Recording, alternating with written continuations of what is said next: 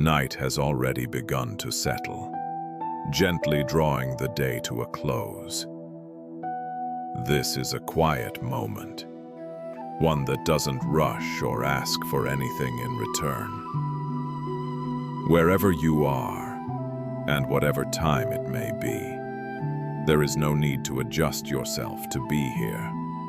The night has already made room. For a long time, seekers have turned to simple stories like these, not to be entertained, but to rest their minds in something older and steadier than thought. These are not stories meant to hold attention tightly, nor to lead you anywhere specific. They are offered softly, the way a lamp is left on in an empty room. Each story carries a quiet understanding, passed along not to instruct, but to remind. A reminder that peace does not arrive by changing the world around us, but by allowing our relationship to it to loosen just a little. Nothing here needs to be remembered, and nothing needs to be understood right away. As the night continues to deepen, you may notice the edges of the day beginning to fade. Thoughts can slow. The body can rest where it is. There is nowhere else to go and nothing else required. Simply remain within this gentle unfolding as the stories begin to move on their own. As the night continues, there is space for whatever the day may have left behind.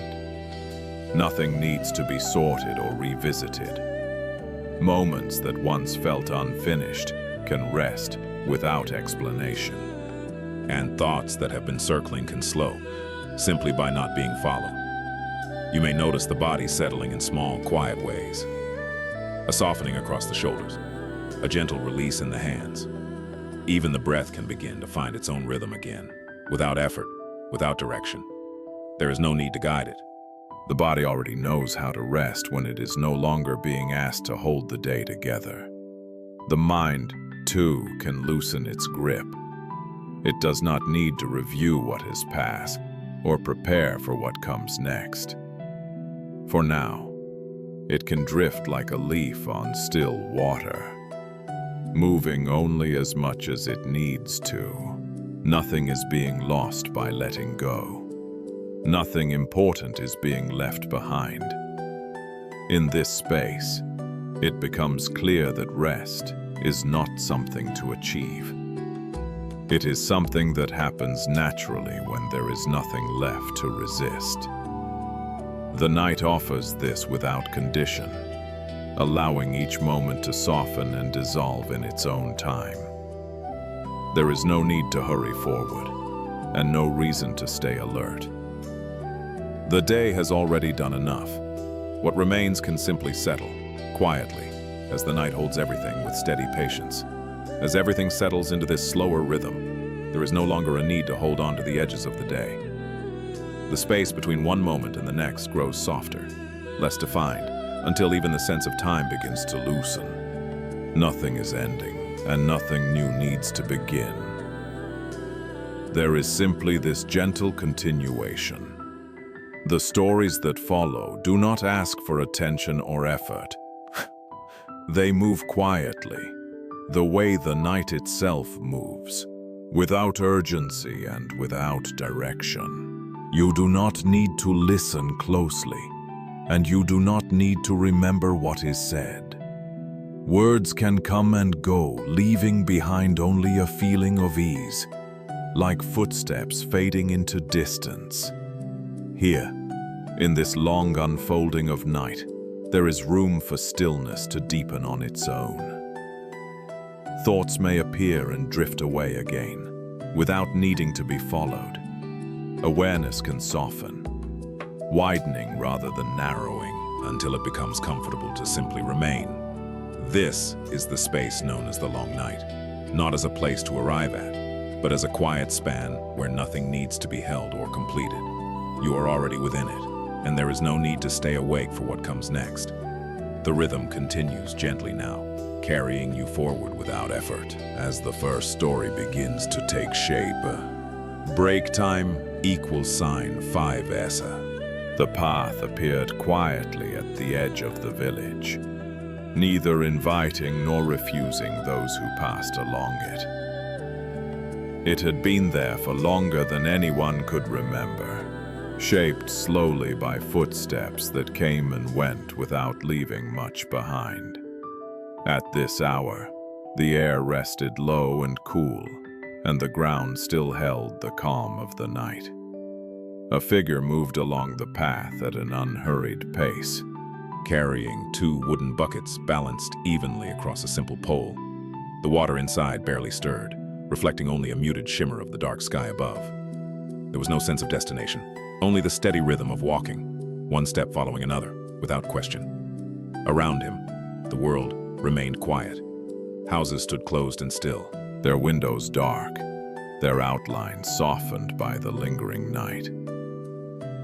The sound of movement was minimal, limited to the gentle shift of weight and the faint touch of feet against earth. Even the wind seemed content to remain distant. Nothing in this moment called for explanation. The man did not appear hurried, nor did he seem delayed. He walked as though time itself had slowed to match his pace, allowing each step to arrive fully before the next one followed. The path continued ahead, fading gently into the dimness, offering no clear sign of where it might lead.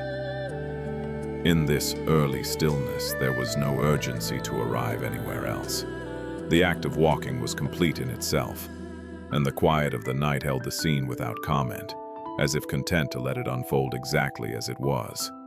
Each morning and each evening, the man followed the same path, carrying water from the well beyond the village back to the small dwelling where he lived alone. The routine had settled into him so deeply that it no longer felt like a task. His hands moved without instruction, and his feet seemed to know the way even when his thoughts drifted elsewhere. Sometimes, travelers would pass him on the path. They noticed the weight of the buckets, the steady balance of the pole, and the calm expression that never seemed to change. A few offered greetings. Others asked how far he was going, or whether the water was heavy. The man would pause, nod gently, and answer simply, without adding more than was needed. "I'm just walking," he would say. One afternoon, a younger man stopped him more deliberately. He watched the water sway slightly in the buckets and asked, "Where does this path lead?" The water carrier looked ahead for a moment, then back toward the well behind him. After a pause, he replied, "It leads where I'm going." "But where is that?" the young man pressed. The man adjusted the pole on his shoulders and waited until the buckets were still again. "I haven't thought about that," he said quietly. "I walk until the water is where it needs to be." The young man frowned, uncertain how to respond. He had traveled far and was used to marking progress by distance and destination. To him, a path without a clear end felt incomplete. He stepped aside, letting the water carrier pass, and remained there long after the sound of footsteps had faded. As the seasons shifted, the man's routine remained unchanged. Rain darkened the path, and dust later returned to it. Some days the buckets felt heavier, other days lighter, though he could not say why. He continued on, stopping only when the water was delivered, then turning back again without hesitation. At times, villagers spoke among themselves. They wondered why he never seemed concerned with arriving sooner, or why he did not seek a shorter route. One elder asked him once whether he ever grew tired of the same walk. The man considered this and answered, "The walking changes each time." The elder said nothing more. The man lifted the pole again and continued along the path, his steps unbroken, the water steady, the direction unexamined. The path accepted him as it always had, offering no instruction and no resistance, only space enough for another step forward. As the image of the man walking begins to settle, there is no need to hold on to it too tightly. It can remain at a distance, like something seen through a light mist. The steady movement, the quiet weight of the water, the unexamined direction, all of it can drift without needing to form a clear meaning. There are times when life seems to move in much the same way. Days follow one another without announcing where they are leading. Actions repeat themselves, not because they must, but because they simply do. In those moments, the mind often searches for a reason, a destination, something solid to point toward. Yet the searching itself can become heavier than the walking. The man on the path does not appear to carry this weight. He does not measure his steps against a future moment, nor does he compare today's walk with yesterday's. Each movement stands on its own, complete as it is. The water does not ask where it will end up. It rests in the buckets, responding only to the gentle sway of each step. It may feel unfamiliar to imagine moving through life without constantly checking where things are going. The mind is used to leaning forward, reaching ahead, trying to secure what comes next. But there is another rhythm, quieter and slower. That does not depend on knowing. In that rhythm, each moment arrives fully, without needing to justify itself. Perhaps this is why the path never seems to resist the man. He does not demand anything from it, and so it offers what it can: firm ground, space enough to walk, and the freedom to continue without explanation. Nothing more is required. Nothing less would be noticed. When attention softens, even repetition can begin to feel different.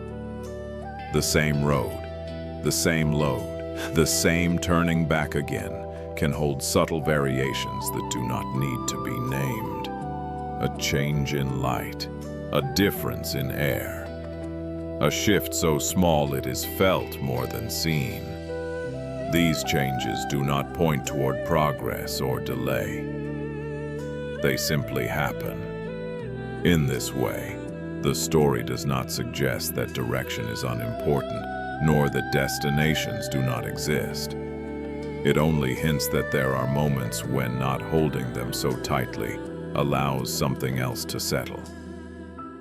A sense of ease. A feeling of being carried by the movement itself rather than pushing against it. As these thoughts pass through, they do not need to stay. They can move on as gently as the man continues along the path. There is no conclusion waiting at the end of this reflection, no final understanding to reach. Only the quiet recognition that sometimes walking without knowing where one is going can feel lighter than trying to decide in advance. The image can now begin to fade. The path, the buckets, the steady steps can soften and drift back into the background, leaving behind only a calm impression, like a footprint in sand that the night air slowly smooths away. The image does not need to remain. The path can blur. The sound of footsteps can soften, and the weight of the water can quietly disappear. Nothing is lost as it fades. What mattered has already settled in its own way. There is no need to follow the man any further, and no reason to hold the story together. It can loosen and drift, leaving only a sense of gentle movement, like something passing through and continuing on without leaving a trace. The night remains, steady and open, allowing the story to dissolve completely. Break time, = 3S. The story can now rest without needing to be carried forward. Nothing needs to be held, and nothing needs to be named. Like a sound fading into the distance, it gently releases its place. There is a small pause here, a quiet space where nothing needs to happen. The night continues to hold everything evenly, allowing one moment to settle before another begins.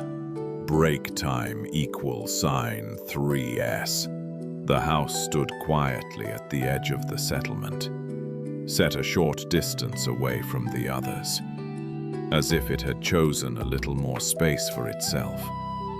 Its walls were plain, weathered by years of sun and rain, and the small windows reflected almost nothing at this hour. Inside, the air was still, holding the faint scent of oil and old wood. Near the center of the room rested a low table, and upon it stood a simple lamp.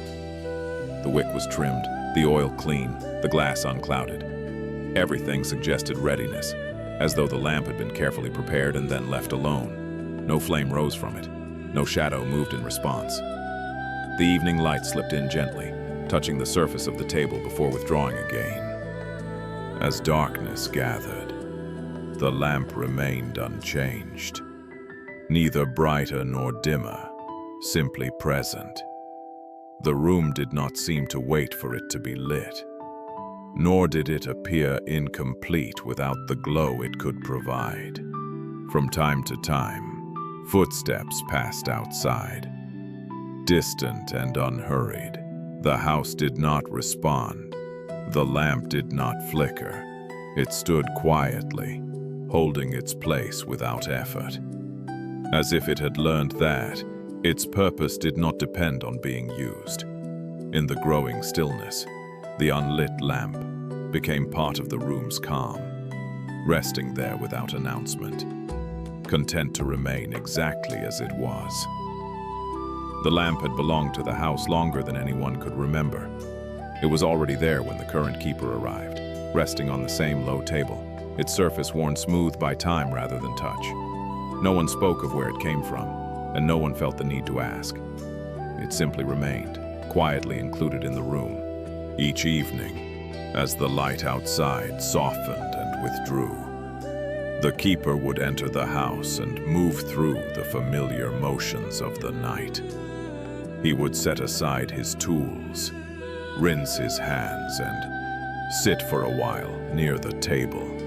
His eyes often passed over the lamp, but his hands never reached for it. The wick stayed dry. The oil remained still. Occasionally, visitors noticed it. Some assumed it was broken. Others thought it was waiting to be repaired.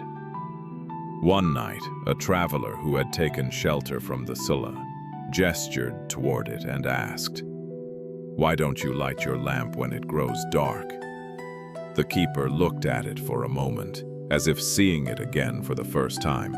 Then he answered, "It has never asked to be lit." The traveler laughed softly, unsure whether the reply was meant seriously. "But what is it for?" he said. "A lamp that gives no light is hardly a lamp at all." The keeper did not respond right away. He poured water into a small cup and drank slowly. Only after setting the cup down did he speak. "When it is lit," he said, "it gives light. When it is not, it keeps its place." The traveler considered this but found little satisfaction in it. He slept uneasily that night and left before morning, shaking his head as he went. Over time, others came and went. Some stayed longer. A few offered to light the lamp themselves, thinking they were being helpful. Each time, the keeper gently declined. "It is not needed," he would say, without firmness or apology. There were evenings when the darkness pressed closer, when the moon was hidden and the air felt heavy. Still, the lamp remained unlit. The keeper did not stumble. He did not rush. He moved through the room as he always had, guided by familiarity rather than brightness. One night, a neighbor asked him whether he was not afraid of the dark. The keeper paused, then answered, "The dark has never harmed me." The neighbor had no reply to that and did not ask again. As the years passed, the lamp became known in quiet ways. People spoke of it when they spoke of the house, noting its presence as something unusual but not troubling. Children sometimes stood before it, waiting to see if it would suddenly glow. It never did. Once, a young student, eager to understand more than what was offered, asked the keeper directly, "What would happen if you lit it?" The keeper smiled faintly. "Then it would be lit," he said, "and then, one day, it would be unlit again." The student frowned, unsatisfied. "But surely there is a right moment for light," he insisted. "Perhaps," the keeper replied, "but this has not been that moment." The student stayed for several days, watching carefully. Each evening, he waited for the keeper's hand to move toward the lamp. Each evening, it did not. Eventually, the student left, carrying his questions with him. The lamp continued to stand where it always had. Dust gathered lightly on its surface and was brushed away from time to time, not out of concern, but out of habit. The wick remained trimmed. The oil stayed clear. Everything was prepared, and nothing was done.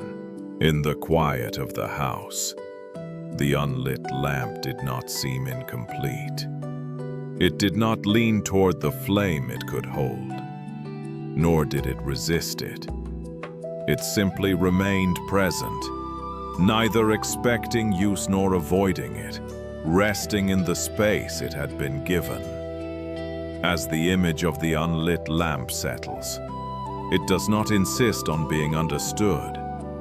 It remains quietly present, much like something noticed only when there is no need to act upon it. The room, the table, the steady darkness, none of it asks to be changed.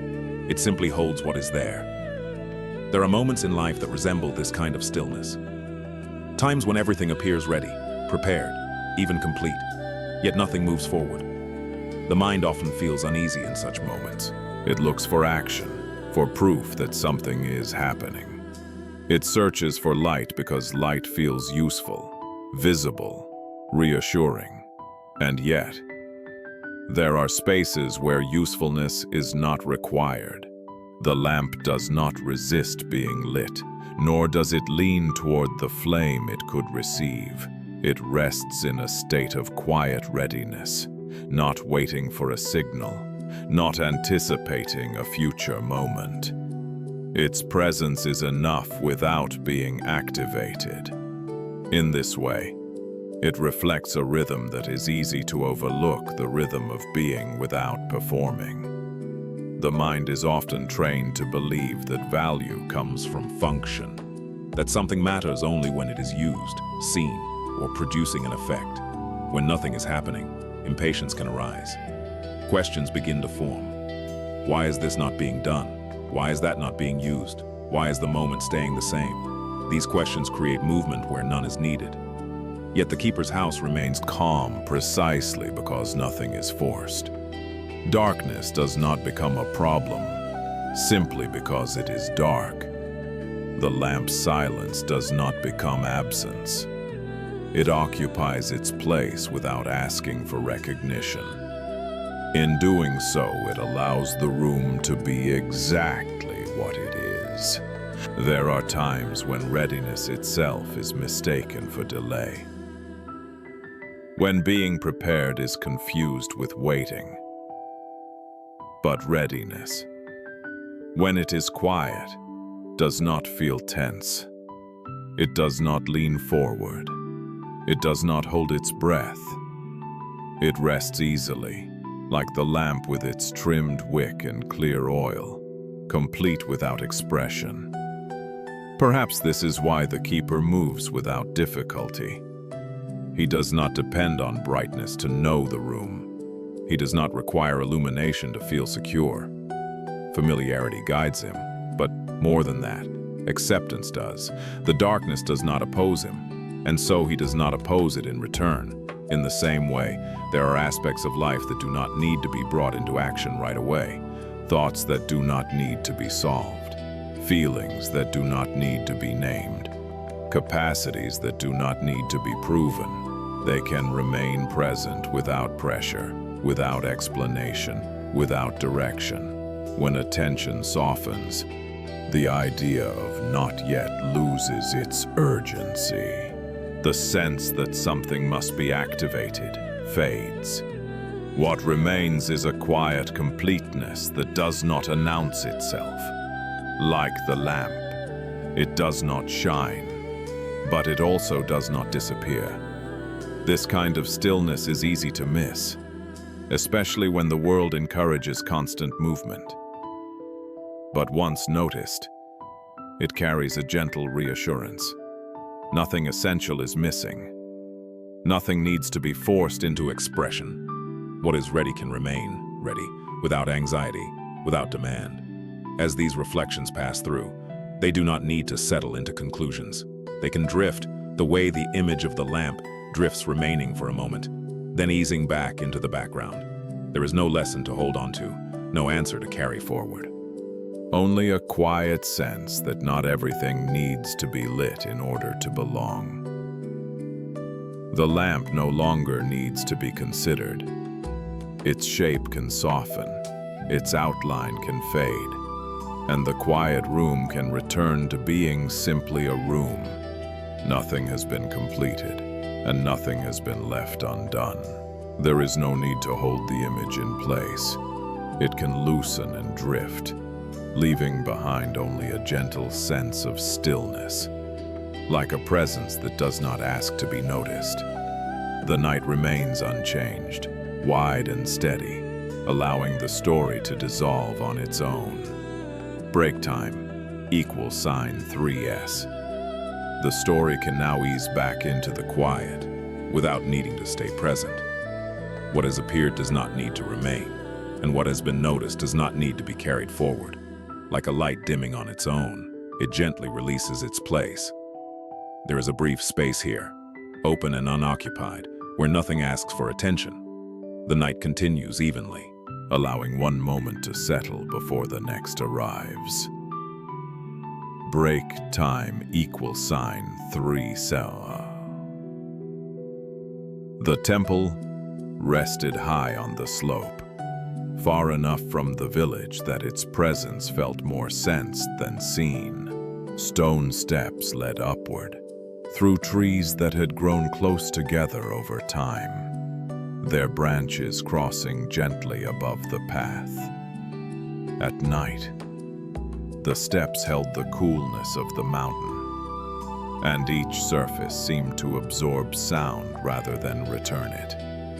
Near the entrance stood a bell, suspended beneath a simple wooden frame. Its surface was smooth and darkened, shaped by years of weather and quiet use. No rope hung beside it, and no hand waited nearby. The bell remained still, open to the air, listening rather than calling. The surrounding courtyard was empty. Lanterns were unlit. Doors were closed without being sealed. The space felt complete in its stillness, as though it did not require movement to confirm its purpose. Even the wind passed through without lingering, careful not to disturb what was already settled. From time to time, a faint tone seems to hover in the distance. It was impossible to say where it came from, or whether it had sounded at all. The bell did not move. It did not respond. It remained exactly as it was, balanced between silence and sound. In this quiet, nothing announced itself. The bell did not wait to be struck, and the night did not wait to be broken. Both remained present, steady and unhurried, allowing the moment to rest without direction. The bell had hung in that place for as long as anyone in the village could remember. Older than the present temple walls, older even than the stone steps that led upward. It had been carried there from another site long ago and left where it now rested. No record explained why it had been placed there, and no one seemed concerned by the absence of an explanation. Each evening, As the light thinned and the path up the mountain emptied, the bell remained alone.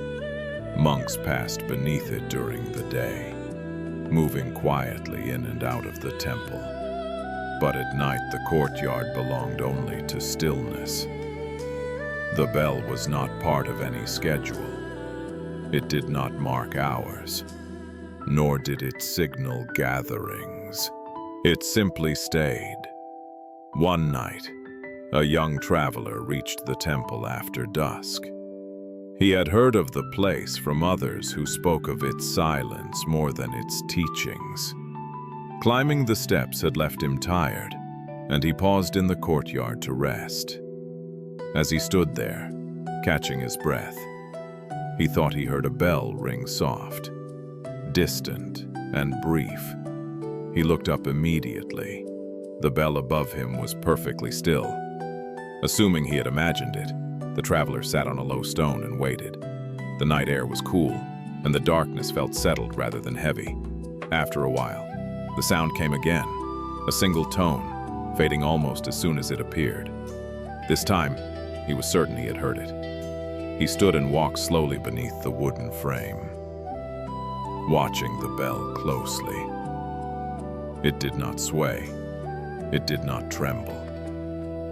There was no rope to move it, no wind strong enough to stir it. Yet the sound lingered faintly in the air, as if it had already finished echoing before he could locate it.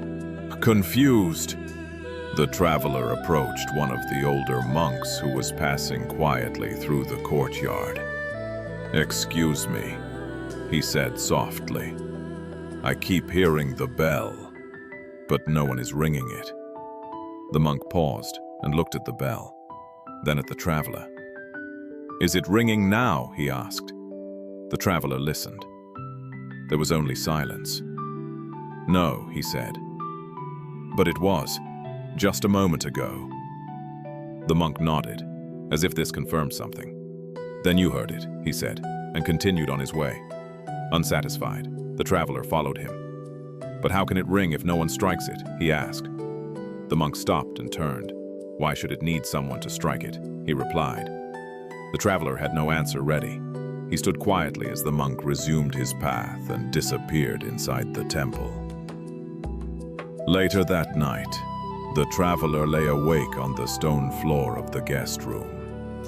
The temple was silent, and yet his mind felt unsettled.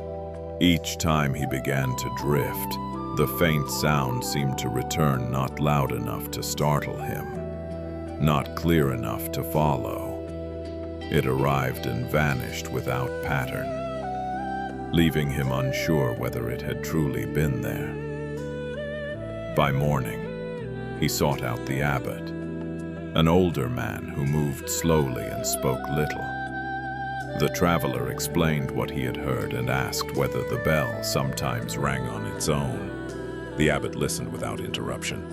When the traveler finished, he said, "The bell has always been silent, but I heard it," the traveler insisted. The abbot smiled slightly. "Then it was heard," he said. "But what caused it?" the traveler asked. The abbot did not answer right away. He led the traveler back into the courtyard and stood beneath the bell. They waited together. Minutes passed. The bell remained unmoving. "Listen," the abbot said. The traveler listened carefully. There was nothing. No sound. No echo. "Now," the abbot said quietly. "What do you hear?" The traveler hesitated. "Nothing," he said. The abbot nodded. "Then that is what is happening." The traveler frowned. And the sound from before, the abbot looked up at the bell once more. "That also happened," he said. "But it did not need a cause you could point to." The traveler stayed at the temple for several days. During that time, he stopped trying to catch the sound. He moved through the grounds quietly, attending to his own steps, his own breath. Once or twice, he thought he heard the bell again. Other times, he did not. Eventually, he stopped distinguishing between the two. When he left, the bell remained where it was. It did not follow him. It did not remain behind. It simply continued to hang in the open air, neither silent nor sounding, waiting for nothing and responding to no one. As the memory of the bell begins to drift, it does not need to settle into a clear idea. The sound that appeared without warning and disappeared without explanation can remain undefined, like a faint ripple on still water that smooths itself out before it can be traced. There is no need to decide whether it was real or imagined. It was heard, and then it was gone. There are moments when sound arrives in this way, not through effort or intention, but through the quiet opening. When listening becomes less about searching and more about allowing, the boundary between silence and sound grows softer. What is heard no longer feels separate from the space in which it arises. It comes down not to deliver a message, but simply because the conditions were open enough for it to appear. The traveler's confusion is familiar. The mind often wants a clear cause, something solid to point to, a reason that can be held when none is found. Restlessness follows. Questions form quickly, circling the same point again and again, hoping that repetition will produce clarity. Yet, clarity does not always come from answers. Sometimes it comes from letting the questions lose their urgency. The bell did not move, and still something was heard. In this, there is a gentle reminder that not everything follows the patterns we expect. Experience does not always announce its arrival, and it does not always leave behind a clear explanation. Some things pass through awareness, the way a breeze passes through an open space, felt for a moment, then gone, without leaving a trace that can be examined. When attention relaxes, the need to capture experience weakens. Listening becomes broader, less focused on specific sounds and more open to the space that holds them. In that openness, silence is no longer empty. It becomes a quiet presence, steady and complete, within which sound may or may not appear. The abbot's response carries this same ease. He does not deny the sound, nor does he confirm it in the way the traveler expects. He allows it to be what it was, without adding weight or meaning. In doing so, he does not take anything away. He simply refuses to fix it in place. There are many moments like this in life: sensations, thoughts, feelings that arise briefly and then dissolve. When they are chased, they grow heavy. When they are left alone, they pass gently. The difference is not in what appears, but in how tightly it is held. The bell, hanging quietly in the open air, does not concern itself with being heard or unheard. It does not wait for attention, nor does it withdraw from it. It remains present, allowing sound and silence to come and go on their own terms. In this way, it mirrors a kind of listening that does not reach outward, but rests where it is. As these reflections move through, they do not need to form a conclusion. They can soften and disperse, like the faint echo that never quite reveals its source. What remains is not an understanding to carry forward, but a subtle easing, a sense that not everything needs to be followed to be complete. The image of the bell can now begin to fade, leaving behind a quiet spaciousness where sound and silence are no longer separate, and where nothing needs to arrive in order for the moment to be whole. The bell no longer needs to be noticed. Its form can soften, its presence can fade, and the space it occupied can return to being simply open and quiet. Nothing has ended, and nothing needs to continue. There is no need to follow the sound any further, or to wait for it to return. What appeared has already passed, leaving no trace that needs to be held. The night remains calm and unchanged, allowing the story to dissolve completely. Break time, =3s. What has just passed does not need to remain present. The sound, the stillness, the quiet space they shared can ease back into the night without being carried forward. Nothing asks to be remembered, and nothing asks to be released. There is a brief openness here, a pause where one moment settles fully before another appears. The night continues evenly, holding this space with the same steady calm. Break time, =3s. The courtyard lay quiet beneath the early evening sky, enclosed by low walls that had softened with age. Stones worn smooth by countless seasons formed an open square where nothing in particular seemed to happen. The air rested evenly, carrying neither warmth nor cold, as if pausing between the two. At one side of the courtyard stood a small room with its door partially open. Inside, a low table and 2 cushions faced one another, arranged with no sense of urgency. The space appeared ready, yet unoccupied, as though it had been prepared long ago and then left to wait without expectation.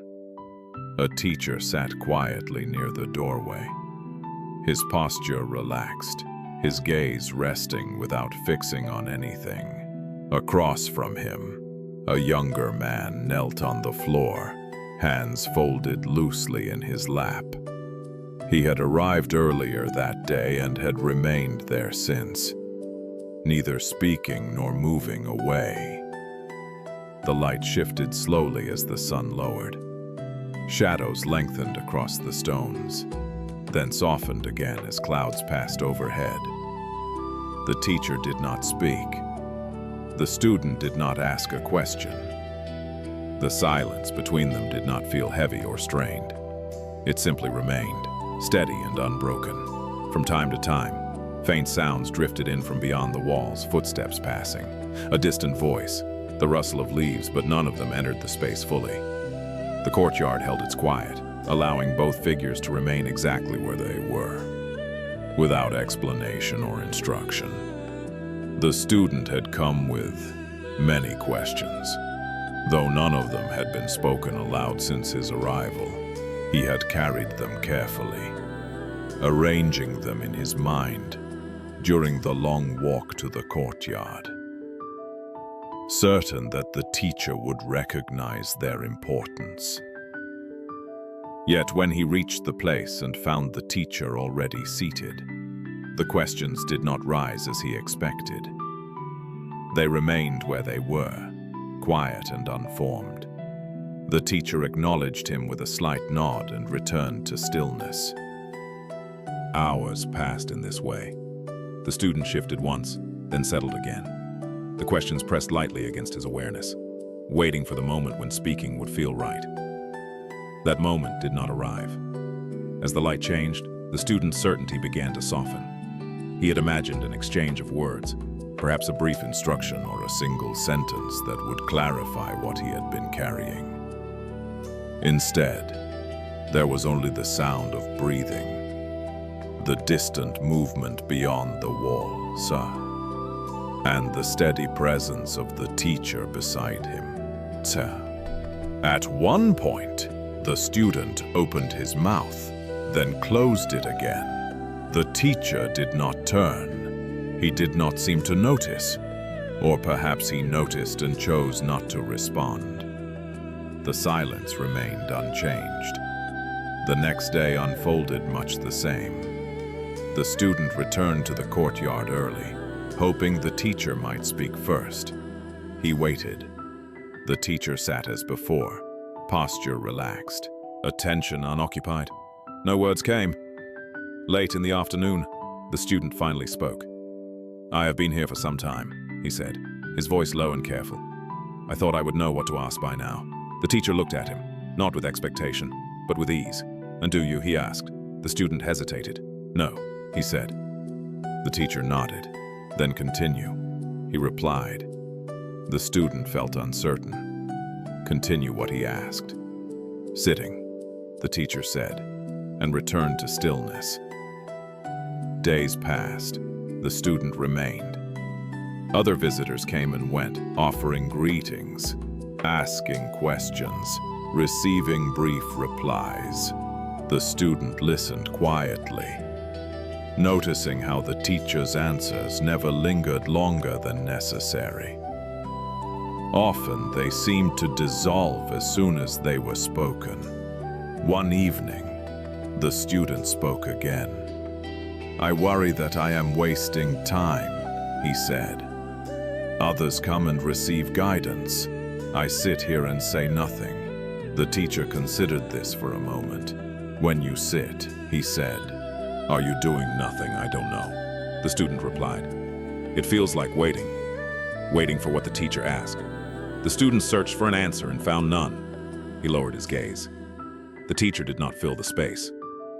As the days continued, the student's questions changed. They grew quieter, less defined. Some faded entirely. Others returned briefly, then dissolved before he could hold on to them. He noticed that the urge to ask became less urgent, as if it no longer needed resolution. One morning, the student realized that he had been sitting for a long time without forming a single question. The realization did not alarm him. It arrived gently, like noticing the absence of a sound that had once been constant. Later that day, the teacher spoke. "You have not asked anything," he said. The student nodded. "There is nothing clear to ask," he replied. The teacher smiled faintly. "Then this is good timing," he said. The student felt no sense of achievement nor disappointment. The moment passed without emphasis. They continued sitting. Eventually, the student prepared to leave. On his final evening, he bowed to the teacher and said, "I came with questions. I am leaving without them." The teacher returned the bow. "Then you have traveled lightly," he said. The student stepped away from the courtyard and did not look back. The teacher remained seated, unchanged. The space between them returned to stillness, holding no record of what had been said, and no trace of what had not. As the memory of the silent courtyard begins to settle, there is no need to search for a clear meaning within it. The teacher, the student, the unanswered questions can remain loosely held, like shapes seen through a thin veil of mist. Nothing in the scene insists on being understood, and nothing asks to be resolved. There are moments when not asking becomes its own quiet form of listening. When questions fall away, attention no longer leans forward, trying to arrive somewhere else. It rests instead in what is already present. The space that once felt empty begins to feel complete, not because something has been added, but because nothing is being demanded. The student's stillness reflects a shift that often happens unnoticed. At first, the mind is busy arranging thoughts and preparing words, on waiting for the right moment to speak. Over time, that effort softens. The urgency fades. What remains is a gentler awareness that does not need to turn itself into a question. Silence, in this way, is not an absence. It is a quiet field where nothing is missing. When the teacher does not answer, it is not a withholding. It is an invitation to remain where one already is, without leaning toward explanation or reassurance. The silence does not instruct, it simply allows. There are times in life when answers feel close, just beyond reach. The instinct is to push harder, to refine the question, to search for the right words. Yet there are other times when the effort itself is what keeps clarity distant. When the asking stops, the tension around not knowing can dissolve on its own. The student's waiting is not passive in the way impatience imagines. It is a kind of quiet settling, where the mind learns to rest without leaning on certainty. In that rest, questions lose their sharp edges. They no longer press for attention. Some dissolve entirely. Others become so light they no longer need to be spoken. The teacher's presence remains steady throughout, not guiding and not correcting. There is no sense of progress being measured, no sign that something is being gained or lost. The simplicity of sitting together becomes enough, without needing to be justified. This kind of stillness can feel unfamiliar at first. The habit of questioning is deeply ingrained, often tied to the hope of improvement or understanding. Letting go of that habit, even briefly, can feel like stepping into open space without a map. Yet in that openness there is also a quiet ease. Nothing needs to be fixed. Nothing needs to be named. As the student prepares to leave, there is no sense of conclusion. He does not carry an answer with him. And he does not feel empty-handed. What he carries is lighter than either. The absence of questions does not feel like loss, but like a gentle clearing. These reflections do not ask to be held onto. They can pass through slowly, leaving behind only a subtle calm. The image of the courtyard, the teacher and the student, can soften and begin to fade, without needing to point towards any final understanding.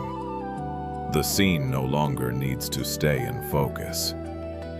The courtyard can soften, the figures can grow indistinct, and the quiet between them can return to being simply space. Nothing has been concluded, and nothing has been left unfinished. There is no need to hold the questions, or the absence of them. What mattered has already settled, without needing words to carry it forward. The night remains open and steady, allowing the story to dissolve completely. Break time = 3.5s. What has just been shared can now rest without being carried forward. The quiet, the waiting, the absence of questions can loosen and settle back into the night, without asking to be remembered or released. There is a gentle pause here, open and unmarked, where one moment completes itself before another quietly forms. The night continues evenly, holding this space without effort. Break time = 3.5s. The bowl lay broken near the edge of the courtyard, its pieces scattered where they had fallen. The clay was pale and worn, shaped long ago by hands that had learned the curve, through repetition rather than design. Now it rested in fragments, quiet and unchanged, as if it had always been this way. Morning light moved slowly across the stones, touching the broken edges without emphasis. No one bent down to gather the pieces. No voices rose in response. The courtyard continued as it always had, holding the stillness without reacting to what lay within it. Nearby, footsteps passed at a distance, careful not to disturb the calm. The sound faded quickly, leaving the bowl as it was. There was no sense of urgency, no suggestion that something needed to be corrected. The space did not feel incomplete because of what had broken. A thin breeze stirred, shifting nothing. The fragments remained where they were, neither hidden nor attended to. The bowl did not call attention to itself.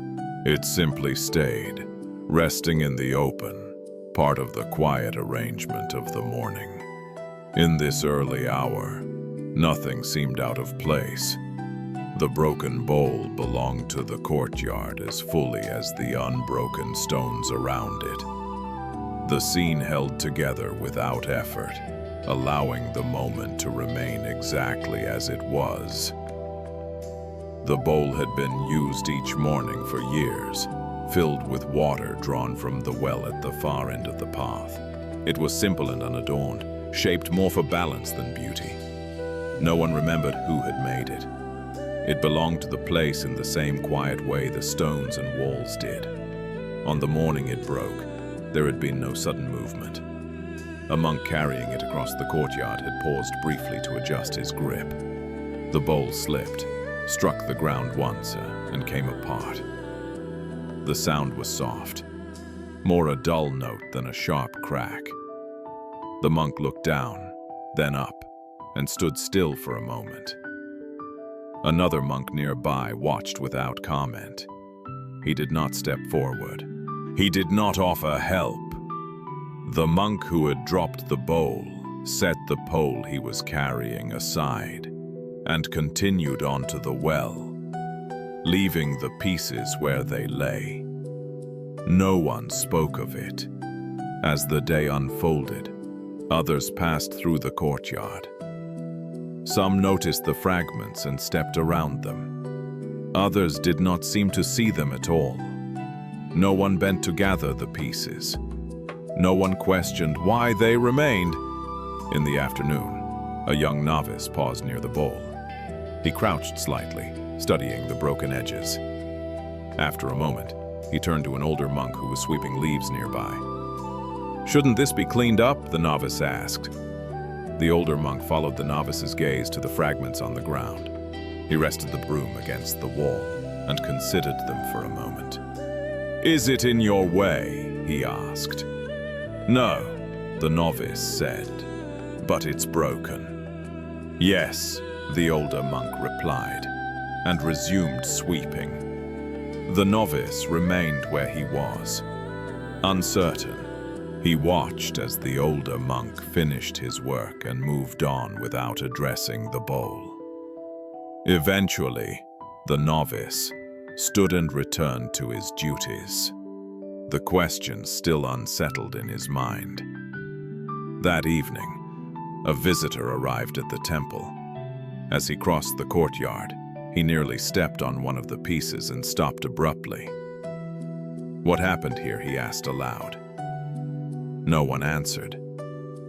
The visitor looked around, then approached a monk seated near the doorway. "There is a bowl broken in the courtyard," he said. "Is it meant to be there?" The monk glanced at the ground and nodded slightly. "It is there," he said. "But shouldn't it be repaired?" the visitor pressed. The monk shook his head. "It has already changed," he replied. The visitor frowned, unsatisfied. "But now it cannot be used," he said. "For holding water?" the monk asked. "Yes," the visitor replied. The monk considered this. "It no longer holds water," he said. "That is true." And so the visitor asked.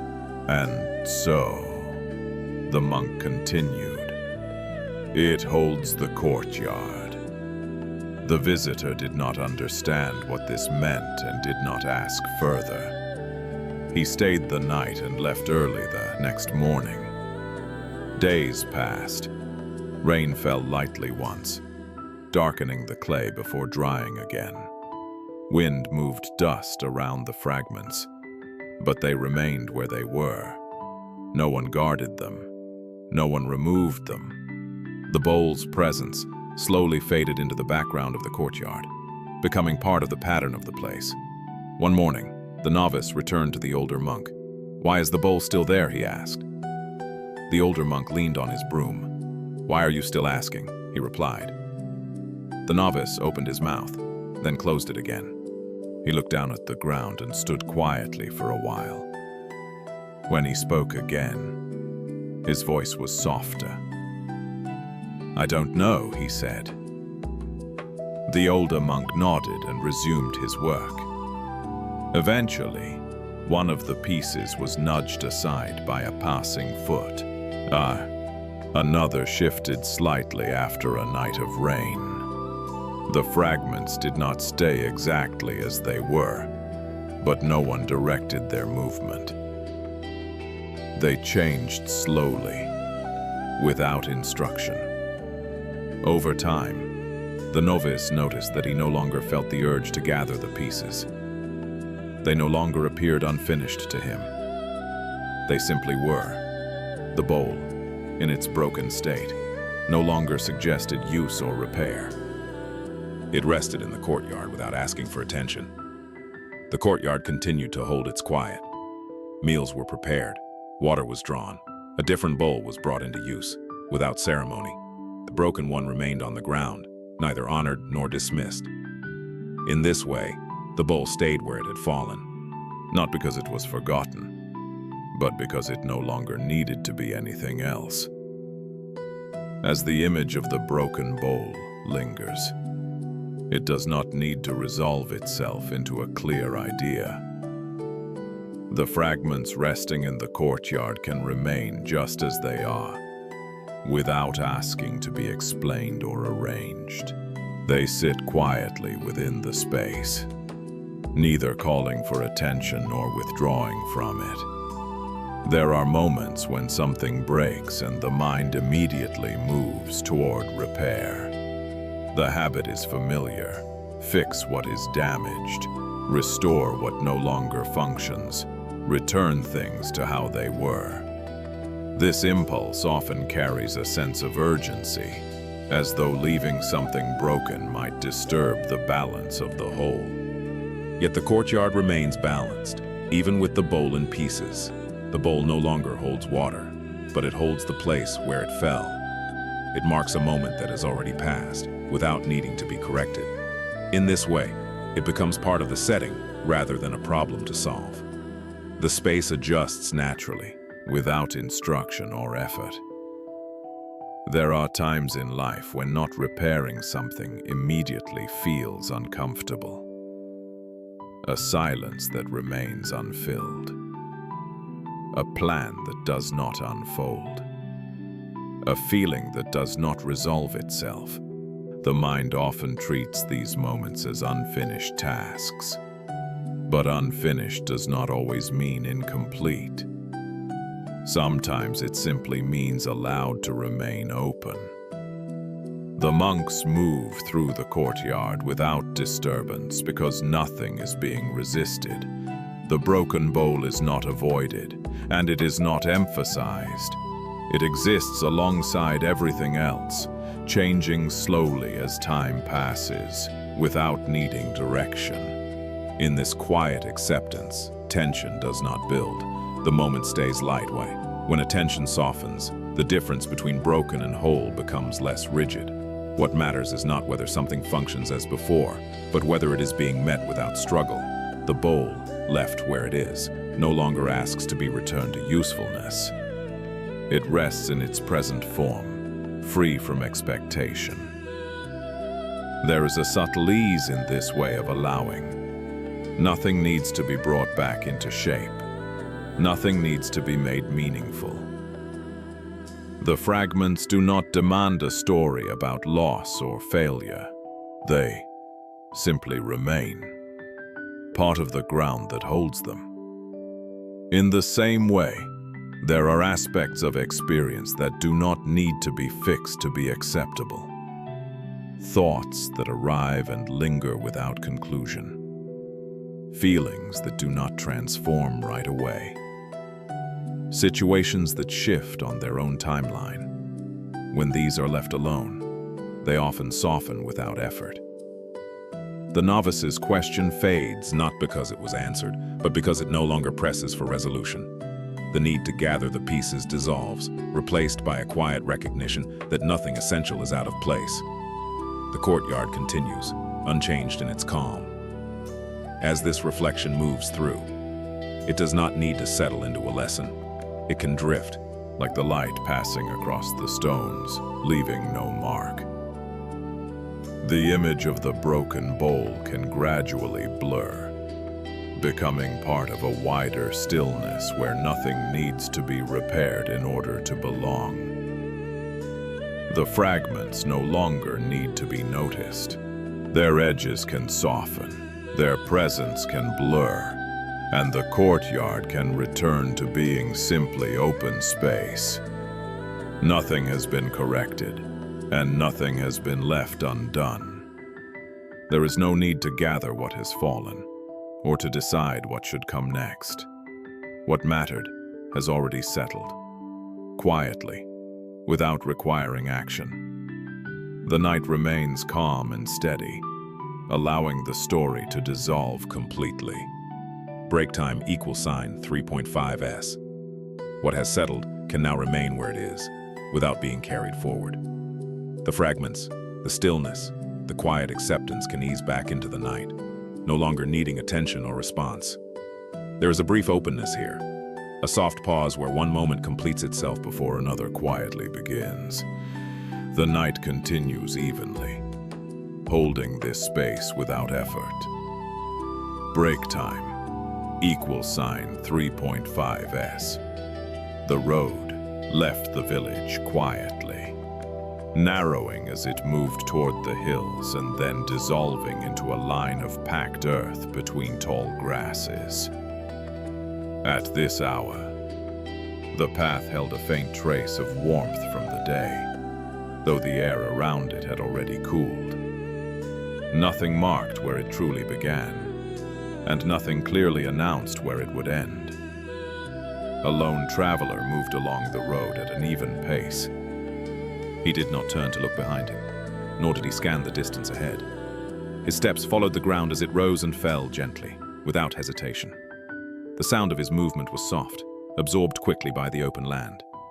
To either side, the fields rested without motion. Stones lay half buried, their shapes smoothed by seasons of rain and sun. The grasses shifted slightly, then grew still again. The road continued forward, curving just enough to keep what lay ahead out of view. There were no signs to follow, no markers to confirm direction. The traveler did not appear concerned by this. He walked as though the road itself was sufficient, as though each step arrived already complete. As the light thinned and the horizon softened, the road remained unchanged. It offered no reassurance and no refusal. It simply extended onward, allowing the traveler to continue without needing to decide where he was going. The traveler had set out before dawn, leaving without announcing his departure to anyone. He carried little with him, only what fit easily at his side. The road he followed was familiar at first, then gradually less so, until even the sense of familiarity faded without being replaced by uncertainty. He continued walking, guided more by rhythm than by recognition. By midday, the village was far behind him. The path narrowed and split more than once, branching into lines that looked similar enough to offer no clear choice. At one crossing, a shepherd rested against a low fence, watching the traveler approach. "Which way leads back to the village?" the traveler asked, stopping a short distance away. The shepherd pointed behind him. "That way," he said. "And which way leads onward?" the traveler asked. The shepherd looked at the paths ahead, then shrugged. "They all do," he replied. The traveler nodded and continued forward without turning back. The shepherd watched him go, then returned his attention to the fields. As the afternoon passed, the road grew quieter. The traveler's steps slowed slightly, not from hesitation, but from the steady accumulation of distance. He did not stop to measure how far he had gone. When thirst arose, he drank from a stream without lingering. When hunger appeared, he ate simply and moved on. Near evening, another traveler appeared on the road, coming from the opposite direction. They slowed as they passed one another. "Are you lost?" the other traveler asked. The man considered this. "I don't think so," he said. "But this road leads nowhere in particular," the other traveler insisted. "It turns back on itself, farther on." The man paused, looking ahead. "Then I will meet it again," he replied. The other traveler frowned. "Why not turn around now?" he asked. "It would save time." The man shook his head gently. "I am already walking," he said, and continued on. As night approached, the road grew less distinct. The grasses closed in, and the packed earth softened beneath his feet. At one point, the path seemed to disappear altogether. The man slowed, then continued forward, stepping where the ground felt firmest. A small fire glowed in the distance. He approached and found an older woman seated nearby, tending a pot. She looked up as he arrived. "You've taken the wrong road," she said. "Perhaps," the man replied. "You won't reach your destination this way," she continued. The man sat near the fire and warmed his hands. "I haven't named one," he said. The woman studied him. "Everyone has somewhere they are going," she said. The man looked into the firelight. "I have somewhere I am," he replied. They ate in silence. When the meal was finished, the woman pointed back toward the road he had come from. "You can return before it grows too dark," she said. The man stood. "Thank you," he replied, and walked on without turning. The night settled fully. The road reappeared and disappeared in intervals, never fully offering itself. Still, the man did not stop. His pace remained even, his attention resting with each step rather than the distance ahead. By morning, the land opened again. The road widened slightly, and the light returned. The man did not appear relieved. He continued as before, neither searching nor avoiding. Later, that day, he reached a place where the road curved sharply and ended at a riverbank. There was no bridge. The water moved quietly, reflecting the sky. Another traveler stood nearby, studying the current. "This road goes no further," he said. The man looked at the river. "Then it ends here," he replied. "But you cannot cross," the other traveler said. The man removed his sandals and stepped into the water. "Then I will be here," he said. The other traveler watched, confused, as the man waded in slowly, not rushing, not resisting. When the water reached his knees, he turned neither back nor forward. He simply stood, feeling the movement around him. After a time, he stepped out on the same side he had entered. He put his sandals back on and continued along the riverbank, where another path had quietly begun. He did not look back at the road he had followed. It had already done what it needed to do. As the image of the traveler, moving along the uncertain road, begins to soften, it does not ask to be resolved into a clear direction. The turning paths, the fading tracks, the moments where the road seemed to disappear can remain without explanation. They settle like impressions, rather than instructions, felt more than understood. There are times when moving forward without certainty feels unsettling. The mind is accustomed to markers, signs that confirm progress, assurances that one is heading towards something meaningful. When those signs are absent, doubt often arises. Questions form quickly, asking whether a mistake has been made, whether something important has been missed by not turning back. Yet the traveler's steps do not carry this tension. He does not deny that the road is unclear, nor does he struggle to make it clearer. He walks within the uncertainty rather than against it. In doing so, the absence of direction does not become an obstacle. It becomes part of the movement itself. Not turning back does not mean refusing awareness. It means allowing the present step to be enough, without measuring it against what came before or what might come after. The traveler does not reject the village behind him, nor does he chase what lies ahead. His attention rests with where he is, even as the ground changes beneath him. There is a quiet freedom in this kind of movement. When the need to confirm one's place falls away, the body and mind can settle into a simpler rhythm. Walking becomes walking without being weighed down by purpose. The road, no matter how unclear, offers exactly what is needed in each moment: firm ground, a place to step, a way to continue.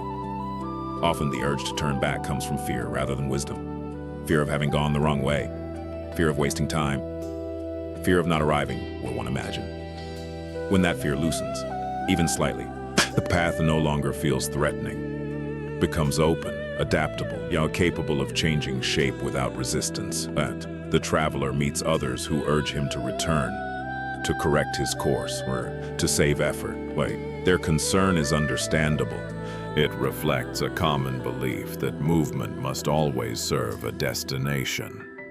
Yet the traveler's calm suggests another possibility, that movement itself can be complete, even when its end is unknown. Standing in the river, stepping out again, and continuing along a different bank, he does not mark the moment as a failure or a success. It is simply a continuation. The road ends, and another begins. Without ceremony, nothing has been lost by not turning back, and nothing needs to be gained. In life, there are moments when clarity arrives only after uncertainty has been fully lived. Turning back too quickly can interrupt that process. Staying with what is unclear, without forcing resolution, allows something quieter to emerge, a trust in movement itself, rather than in the map that was expected. These reflections do not ask to become guidance. They can drift gently, like the road itself drifting into the landscape.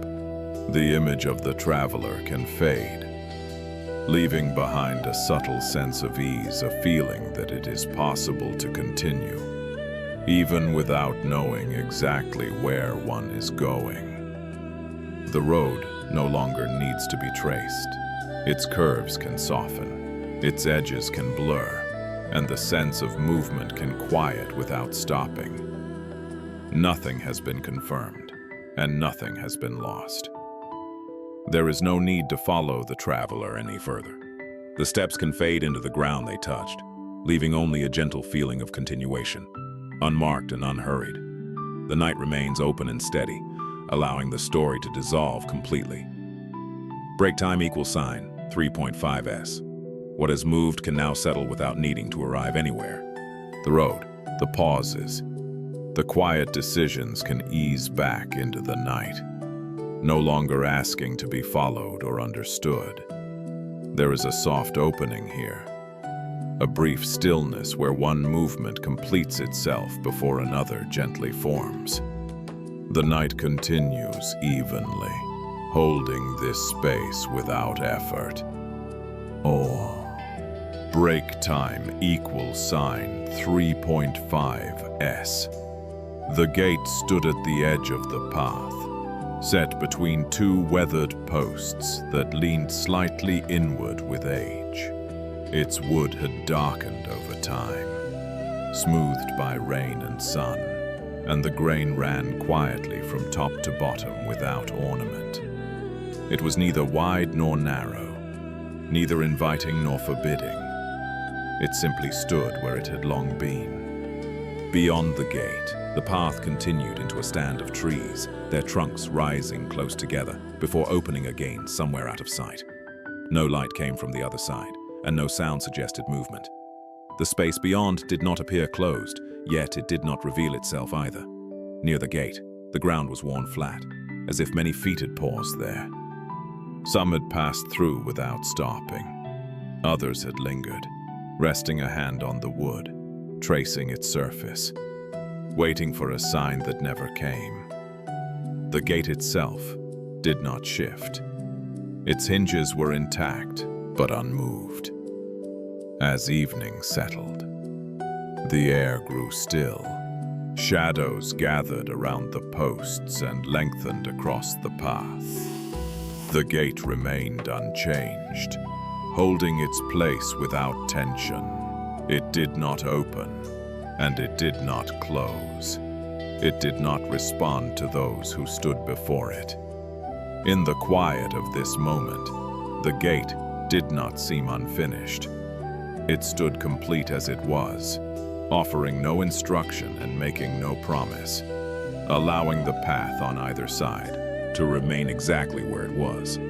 The gate had stood there long before anyone could recall who first placed it across the path. Some said it once marked the boundary between two lands. Others believed it had been built to protect something beyond it. Over time, these explanations faded, leaving only the gate itself, resting quietly where the path narrowed.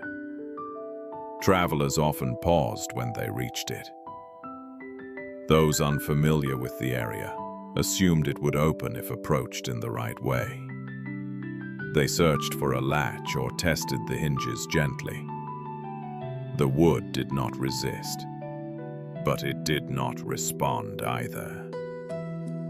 The gate remained exactly as it was, neither locked nor inviting.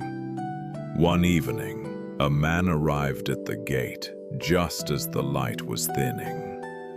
He had walked most of the way and welcomed the pause. Setting down his pack, he studied the posts, then the space beyond.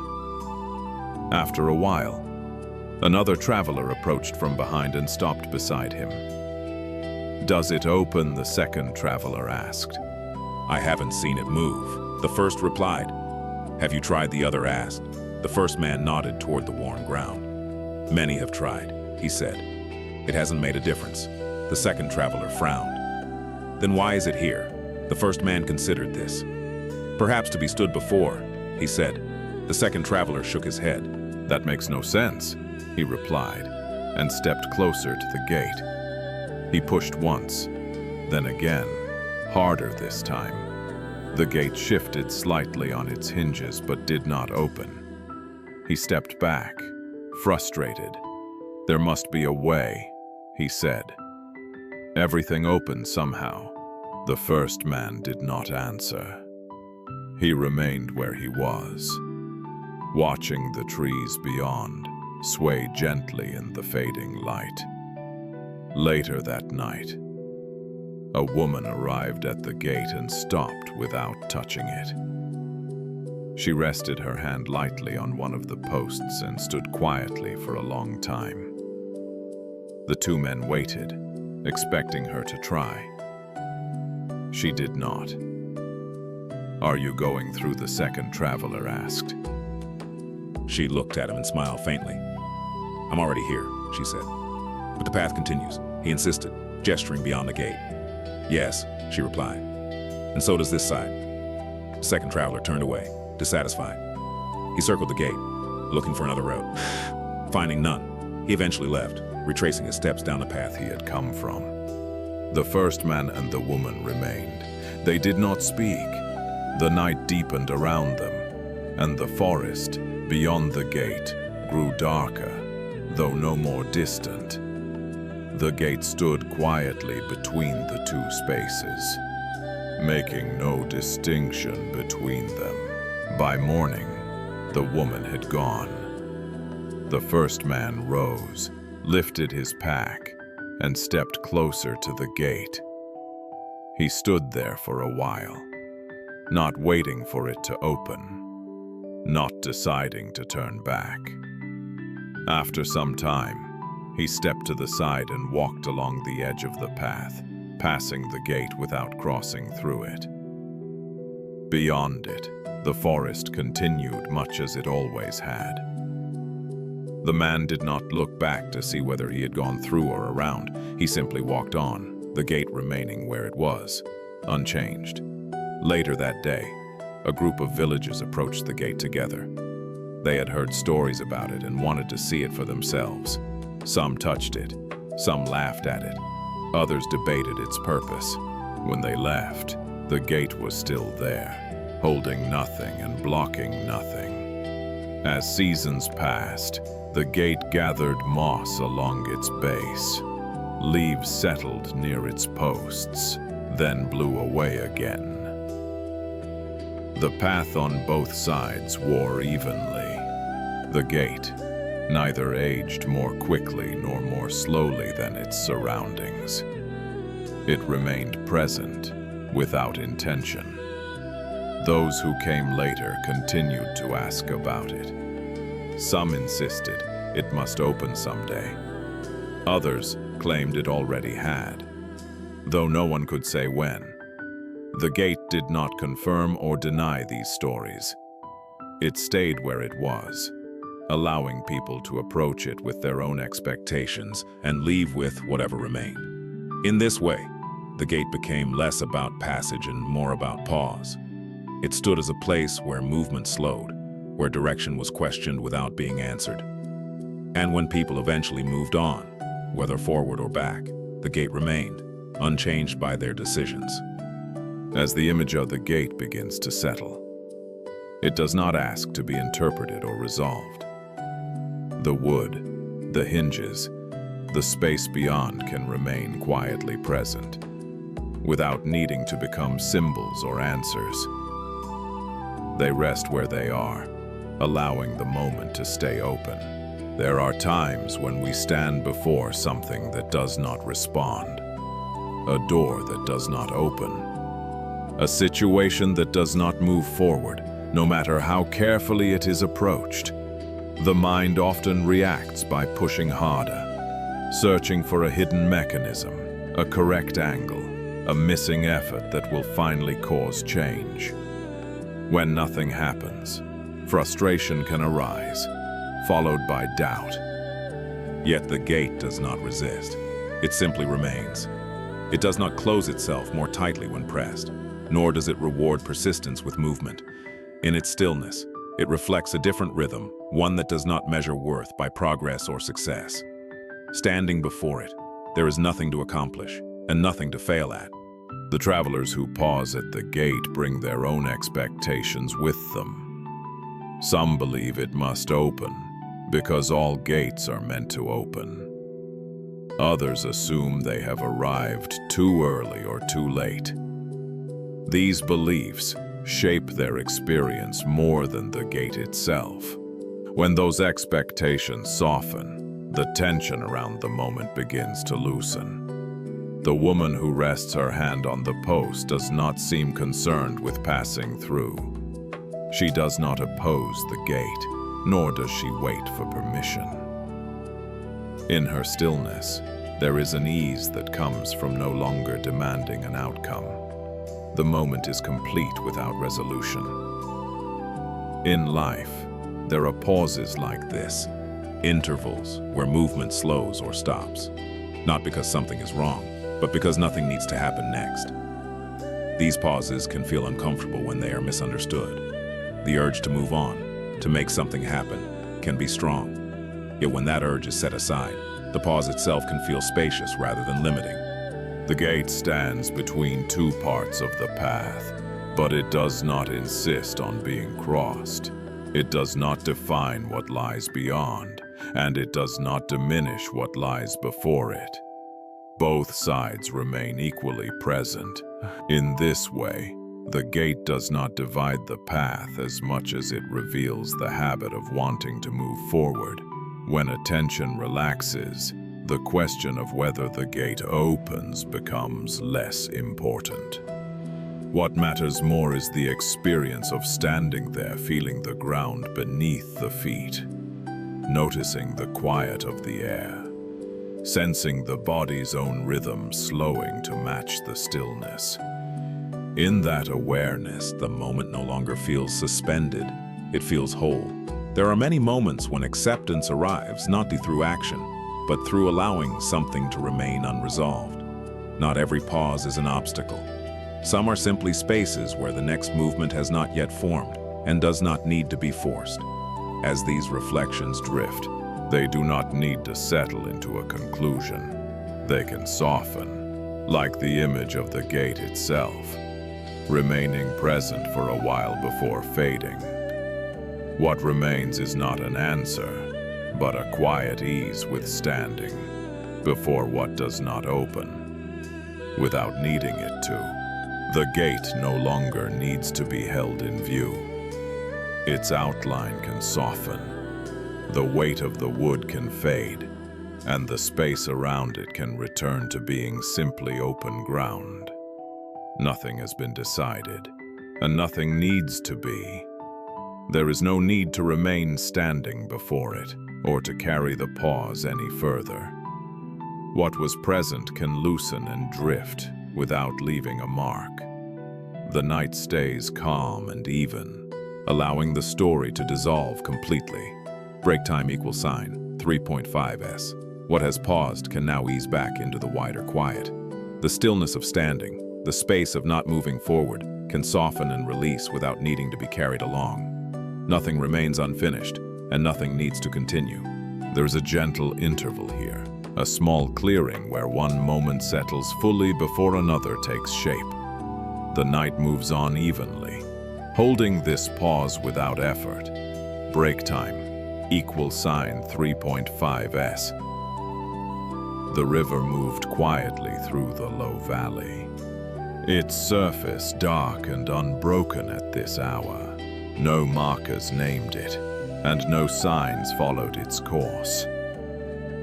It curved gently between banks worn smooth by time, carrying reflections that shifted and dissolved before they could settle.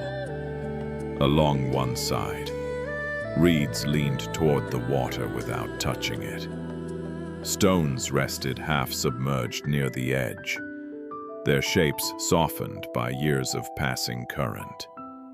The river did not hurry, and it did not pause.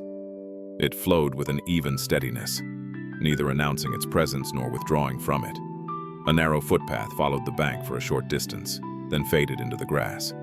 No bridges crossed here, and no voices lingered nearby. The air was cool, carrying the faint scent of damp earth. The only movement was the slow, continuous glide of water moving on its own. From where the river bent out of sight, it was impossible to tell where it had begun or where it would go next. It did not offer a destination, only motion. The banks accepted this without question, shaping themselves around the flow rather than directing it.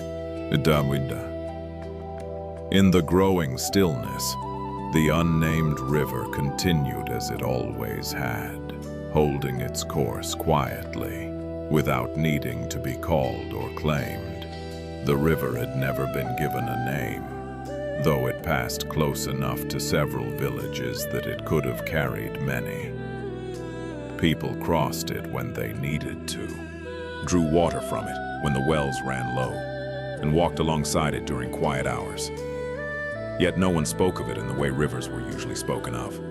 It was referred to only as the water, or simply left unmentioned. An old ferryman lived a short distance downstream, where the bank widened and the current slowed. He had built his small shelter there many years earlier, and had remained since, guiding a simple boat across when asked. When travelers inquired about the river's name, he would pause, look at the water, and then continue with his work without answering. One afternoon, a scholar arrived at the riverbank, carrying a bundle of papers. He had been traveling through the region, recording details about the land, its paths, its villages, its streams. When he reached the water, he sat down and began to write. After a time, he approached the ferryman. "I need to note this river," he said. "What is it called?" The ferryman dipped his oar into the water and pushed the boat slightly closer to shore. "It has no name," he replied. The scholar frowned. "Every river has a name," he said. "If it doesn't, how do people speak of it? They speak when they need to cross," the ferryman said, "or when they need water." "That isn't enough," the scholar insisted. "A name gives clarity." The ferryman looked at the current for a moment. "Does it seem unclear to you?" he asked. The scholar did not answer right away. He looked at the water moving past, then back at his notes. "I need something to write," he said. The ferryman nodded. Then write what it does, he said. The scholar stayed by the river for several days. He watched how the water rose slightly after rain and lowered again without comment. He noticed how children played along the banks without asking what the river was called. Fishermen cast their lines and pulled them back, satisfied or not, without naming the current that carried the fish. One evening, the scholar tried again. If a traveler asked me where this river leads, he said to the ferryman, "What should I say?" The ferryman smiled faintly. "Tell them it leads where it is going," he replied. The scholar sighed.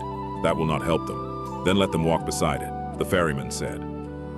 As days passed, the scholar found himself Writing less. His papers remained folded at his side while he sat by the water. At times, he tried to decide where the river began. He traced its course upstream until it disappeared into higher ground, where smaller streams joined and separated. None of them carried names either. Downstream, the river widened and slowed, merging eventually with a larger body of water. The scholar could not say precisely where one ended and the other began. One morning, a young villager approached the scholar. "Are you naming the river?" she asked. "I thought I would," he said, "but I haven't found the right one." She nodded and sat beside him. "It doesn't seem to mind," she said. The scholar looked at her, then at the river. "No," he admitted. "It doesn't." Before leaving, the scholar returned to the ferryman. "I will write that this river has no name," he said. The ferryman shook his head gently. "Then you will have named it," he said. The scholar closed his papers.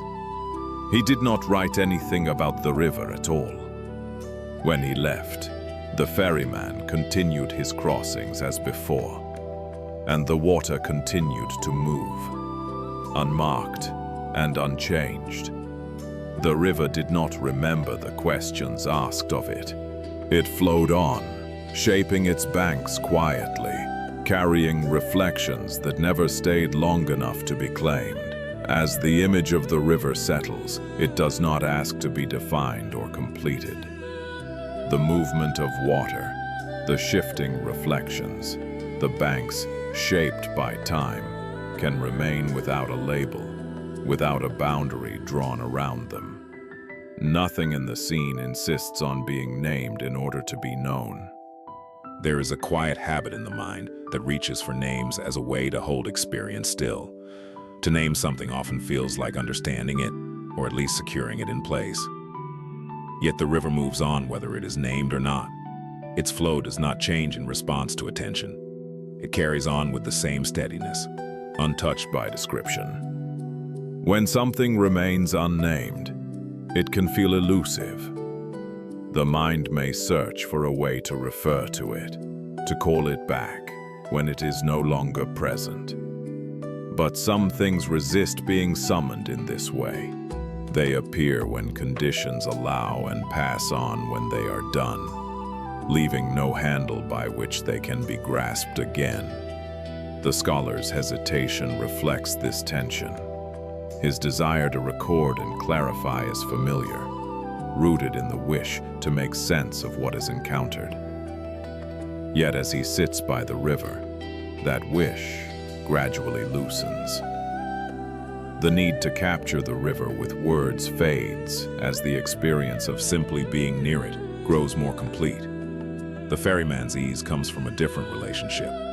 He does not require a name in order to cross the water or to trust its movement. He meets the river as it is, responding only when response is needed. In this way, the river remains a living presence rather than an object to be categorized. There are moments in life that feel similar experiences that lose something when they are immediately named or explained. A feeling that passes through without settling into language. A moment of calm that dissolves when it is examined too closely. In these moments, naming can feel like a step away from what is actually present. When attention relaxes, the absence of a name no longer feels like a lack. It becomes a kind of openness, allowing experience to remain fluid. The river does not need to be separated from its source or its destination in order to flow. It moves as a whole, even as its shape changes. In this openness, the question of identity softens. The river is not required to be distinct in order to be real. It blends, joins, divides, and continues without needing to assert itself. The banks accept this movement, shaping themselves around it rather than trying to fix it in place. The scholar's decision to leave the river unwritten is not a failure of understanding. It is a quiet recognition that some things are clearer when they are not pinned down. The absence of words does not erase the experience. It allows it to remain intact. There are times when letting something be unnamed feels uncomfortable at first. The mind may worry that something important will be lost. Yet often, what remains is a deeper sense of presence, unfiltered by explanation. The river continues to move, carrying this possibility with it. As these reflections drift, they do not need to settle into a conclusion. Like the water itself, they can move on without leaving a mark. The image of the river can gradually blur, becoming part of a wider stillness where nothing needs to be called in order to exist. The river no longer needs to be followed. Its surface can soften, its movement can fade from view, and the sense of flow can settle without stopping. Nothing has been defined, and nothing needs to be. There is no need to hold the water in mind, or to remember where it bends or widens. What was present can loosen and drift, leaving only a quiet sense of continuity. The night remains calm and steady, allowing the story to dissolve completely. Break time equals sign 3:5s. What has flowed can now settle without needing to be held. The movement, the openness, the absence of a name can ease back into the night, free from attention or recall. There is a gentle pause here, a quiet span where one moment completes itself before another begins. The night continues evenly, carrying this stillness forward without effort. Break time equals sign 3.5s.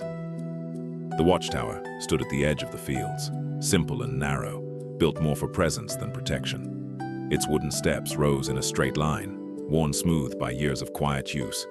At night, the tower held the darkness gently, neither resisting it nor drawing attention to itself. A small lantern hung from a hook near the upper platform. Its flame was low, steady enough to be seen, but not bright enough to reach far beyond the tower's outline. The light did not scan the fields or search the distance. It remained where it was, offering just enough to mark the space. The guard sat on a low bench, wrapped loosely in a cloak. His posture was relaxed, his head slightly bowed, as if listening rather than watching. The fields below lay still, their shapes blending softly into one another. No movement signaled concern. No sound called for response. From time to time, the night air shifted, carrying the faint rustle of grasses or the distant call of an unseen bird. The guard did not react. The lantern did not flicker. The tower remained unchanged, holding its quiet vigil without effort. In this settled darkness, the act of watching did not feel separate from resting. The tower, the guard, and the surrounding fields shared the same unhurried stillness, allowing the night to pass as it always had. The watchman had taken this post many nights before, long enough that the rhythm of the hours no longer felt separate from his own breathing. The climb to the tower, the lighting of the small lantern, The quiet scan of the fields had become movements performed without thought, settling into place as naturally as dusk itself. Tonight was no different. The fields lay open and calm, stretching outward without interruption. No signals rose from the distance. No sound suggested trouble.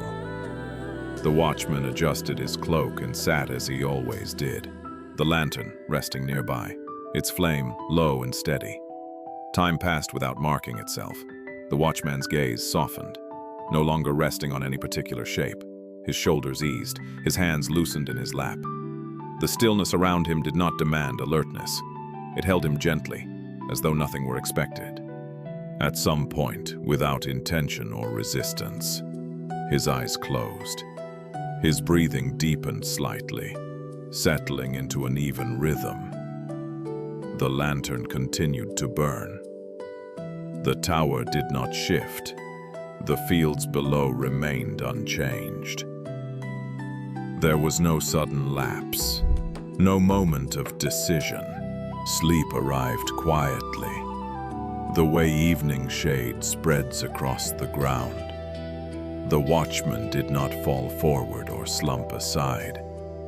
He slept sitting upright, steady and undisturbed. The night continued as it had before. Wind moved lightly through the grasses and passed on. An animal crossed the field and disappeared again. Nothing took notice of the sleeping figure above. Hours slipped by. The lantern burned lower, then steadied again, its flame protected from the wind by the tower's walls. The watchman slept on, untouched by the passing time. When the first hint of morning appeared, it came gently. The horizon lightened almost imperceptibly. The watchman stirred, opened his eyes, and straightened slightly. He looked out across the fields. Everything was as it had been. No trace of disturbance remained. The night had passed on its own. As the image of the sleeping watchman settles, it does not ask to be judged or corrected. The tower, the lantern, the wide fields below remain exactly as they are, without reacting to the brief absence of vigilance. Nothing collapses. Nothing rushes to fill a gap. There are moments when the idea of guarding feels heavier than the act itself. The mind learns to believe that presence must always be active, that attention must be sharp to be effective. Yet the night moves on without consulting this belief. It does not pause to see whether someone is watching. It simply continues, steady and unannounced. The watchman's rest does not create disorder. The fields do not loosen. The boundaries do not fade. What has been standing all along remains standing, even when no one is looking directly at it. The sense of safety does not depend on effort alone. It arises from something quieter, something already in place. Often, control is mistaken for care. Staying awake can feel like proof of responsibility, while rest can feel like neglect. But the night does not demand proof. It does not ask to be managed.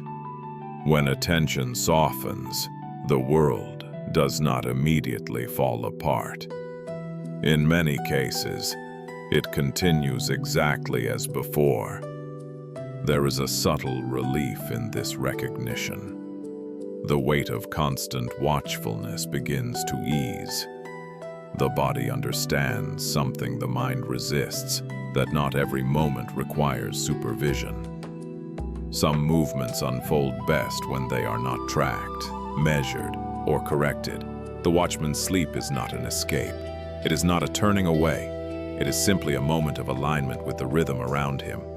His breathing joins the slower pulse of the night. His stillness mirrors the stillness of the fields.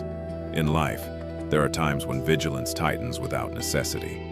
Attention narrows, scanning for problems that may never appear. This tightening can create more strain than safety. When it loosens, even briefly, The surrounding world often reveals its own balance. The night teaches this quietly. It offers long stretches where nothing asks to be done. In these stretches, rest is not a failure of duty. It is a recognition that some forms of order do not rely on constant oversight. As the watchman sleeps, the lantern continues to burn, not brighter, not dimmer. It does not need him to tend it in every moment. The flame holds itself, just as the fields hold their shape. This understanding does not need to be named or concluded. It can remain as a feeling, a gentle assurance that stepping back does not always mean letting go. Sometimes it simply means allowing what is already steady to remain so. The sense of guarding softens, and in its place, there is a quiet trust. The night does not require protection to pass safely. It knows how to move on its own. The tower no longer needs to be held in attention. The lantern's glow can soften, the outline of the fields can blur, and the sense of watching can gently fade without stopping anything. Nothing has been missed, and nothing needs to be recovered. There is no need to remain with the watchman or to follow the hours that passed. The night has already moved on, steady and complete, carrying itself forward without effort. Break time equal sign 3.5s. The night does not pause to notice what has passed. The watchtower, the sleeping figure, the quiet fields can ease out of view without being carried forward. What happened has already settled into its own place. There is a soft shift here, not from one event to another, but from one kind of stillness to another.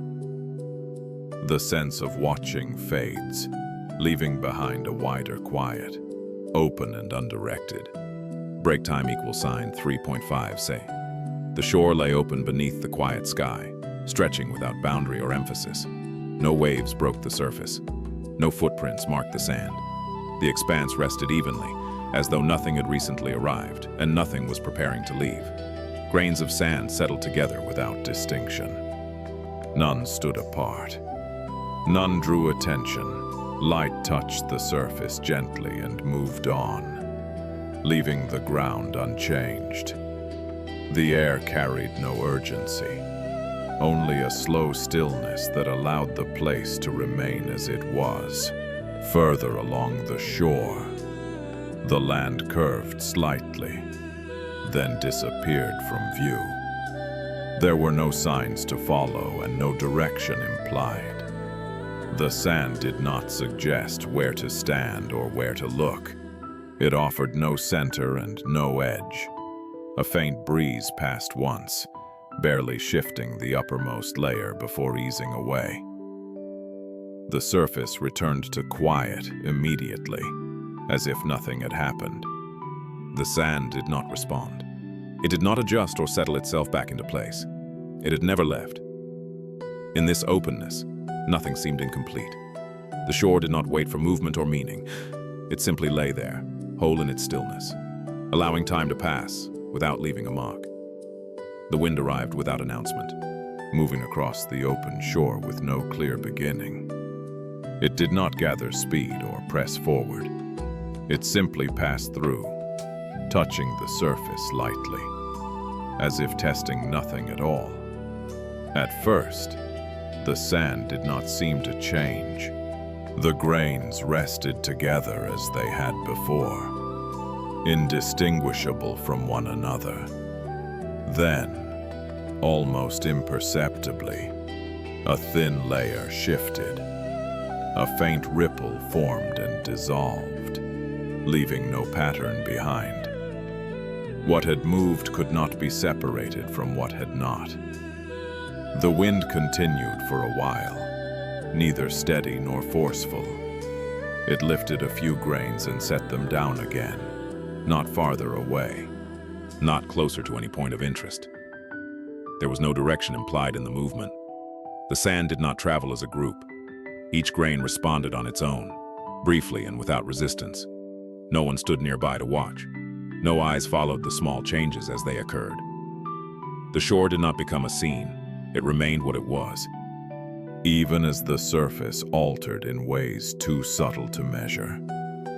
When the wind paused, the sand did not hold its breath. It did not wait for more. Farther along the shore, a small rise flattened, while another formed elsewhere. These changes were not corrections. They were not improvements. They happened because the wind moved, and the sand did not oppose it. If a mark had been made earlier, it was already gone. If a shape had formed, it did not remain long enough to be remembered. The surface offered no record of what had passed over it. It returned to quiet without effort. The wind came again, slightly cooler this time. It traced a different path, lifting grains from one place and settling them in another. Nothing was lost in the exchange. Nothing was gained. The shore did not become fuller or emptier. It simply rearranged itself without concern. In this movement, no single grain stood out. None was carried longer than another. None was left behind. Each responded briefly, then rested again, absorbed back into the surface as though it had never moved. The wind did not seem to know where it was going, and the sand did not ask. Their meeting was brief and unremarkable. When it ended, the shore remained open, smooth in places, uneven in others, with no indication that anything had occurred. Time passed. The air grew still. The sand lay quiet once more. Not because it had been shaped into place, but because nothing was moving it now. What had shifted did not announce itself as change. It simply became the new arrangement, no different in weight or meaning than before. Nothing on the shore suggested that something should be remembered. The wind had come and gone. The sand had moved and rested. Neither required acknowledgement. The place returned to stillness, carrying no trace of intention, no sign of purpose. The grains lay together again, unaware of having been lifted, unaware of having settled, complete without knowing anything at all. As the movement of the sand begins to settle, there is no need to decide what it meant. The wind has passed, the surface has shifted, and the shore now rests again without asking to be understood. Nothing in this quiet space requires a name or a purpose in order to remain complete.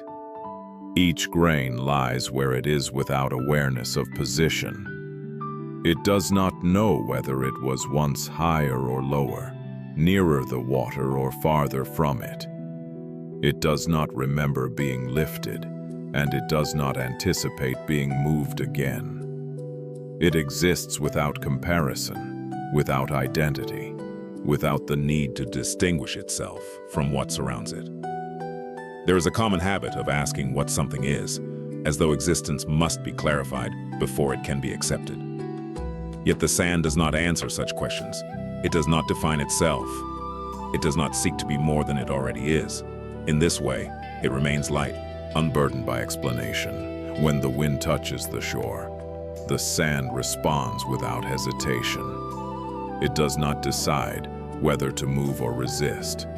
It does not consider whether change is appropriate. Movement happens, then stillness returns, both without effort. The sand does not claim either state as its own. In life, there is often a quiet pressure to become something, to hold an identity, to settle into a role, to understand oneself clearly. This pressure can feel constant, even when it is unspoken.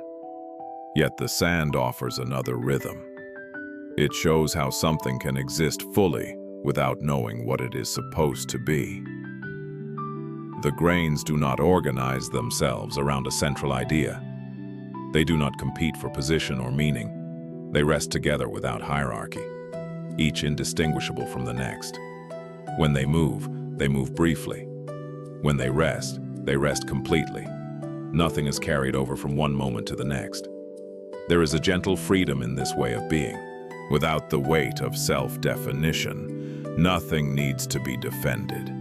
Nothing needs to be maintained. The sand does not worry about losing its shape because it does not hold one. It does not worry about purpose and because it does not require one. This does not make the shore empty or lacking. It makes it open. The absence of identity does not erase presence.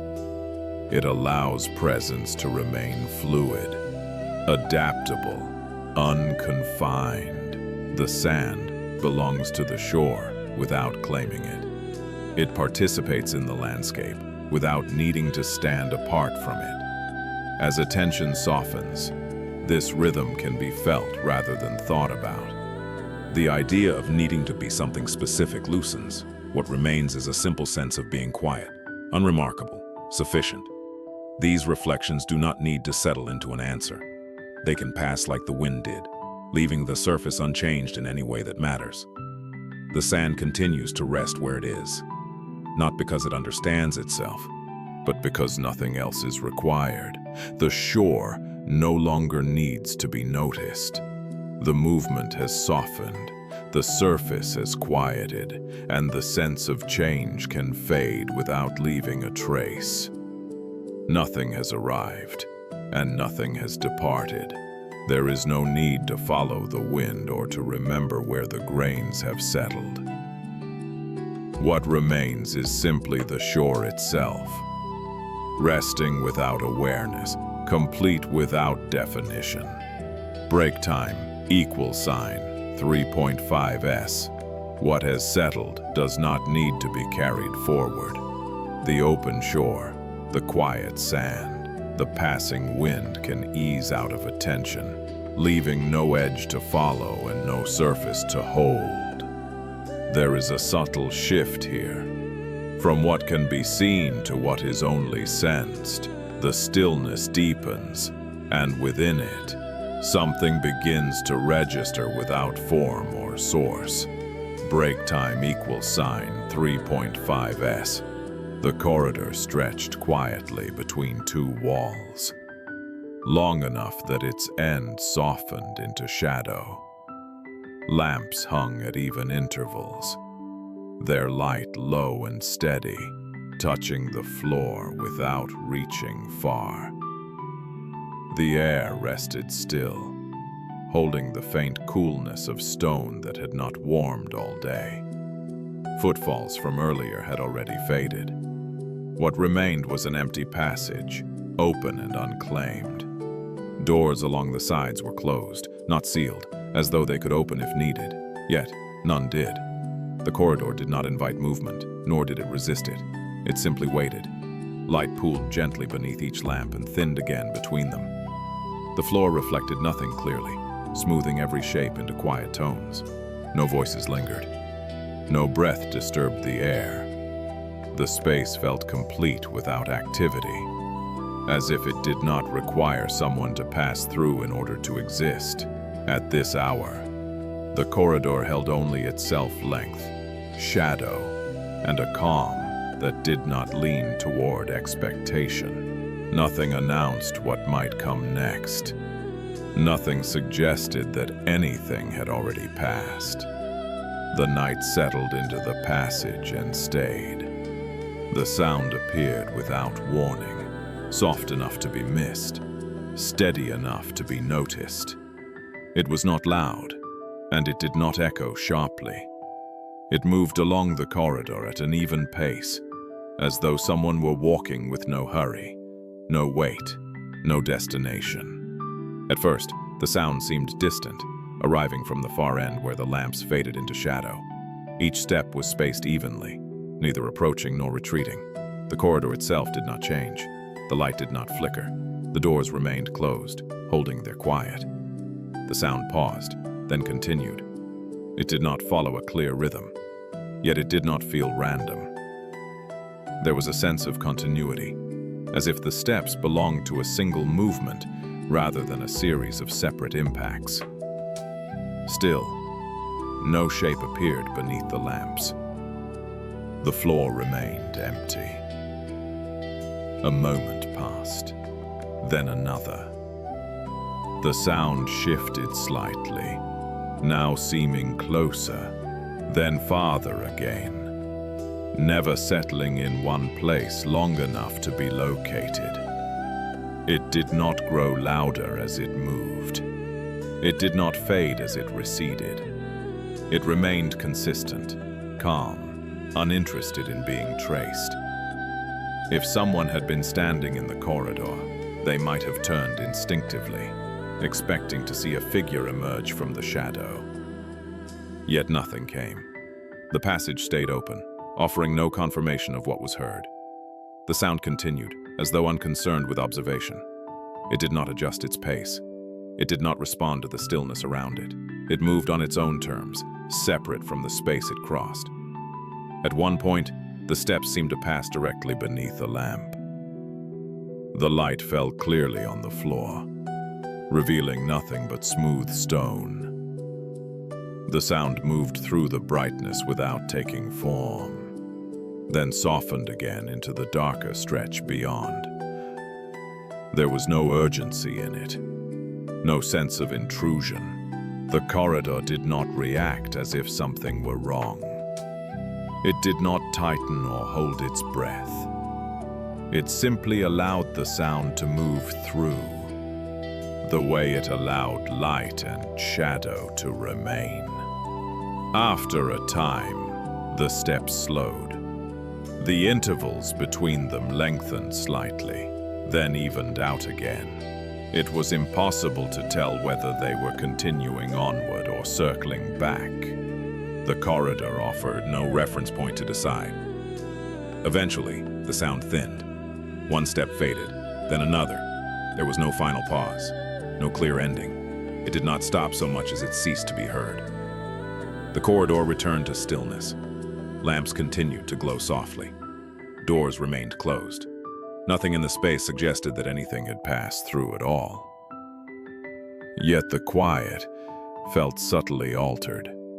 Not disturbed, but touched like air after a movement that leaves no trace.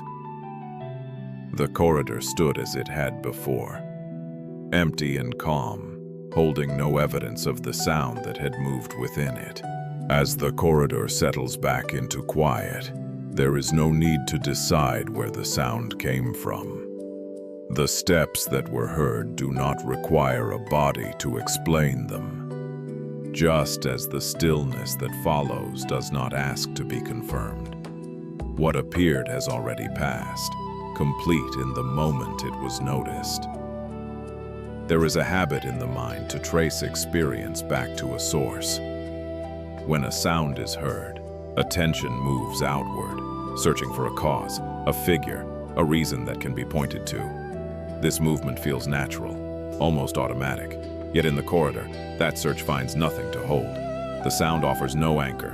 When no source is found, unease can arise. The mind expects closure, a place to rest its understanding. Without that, it may circle, replaying what was heard, measuring distance, direction, possibility.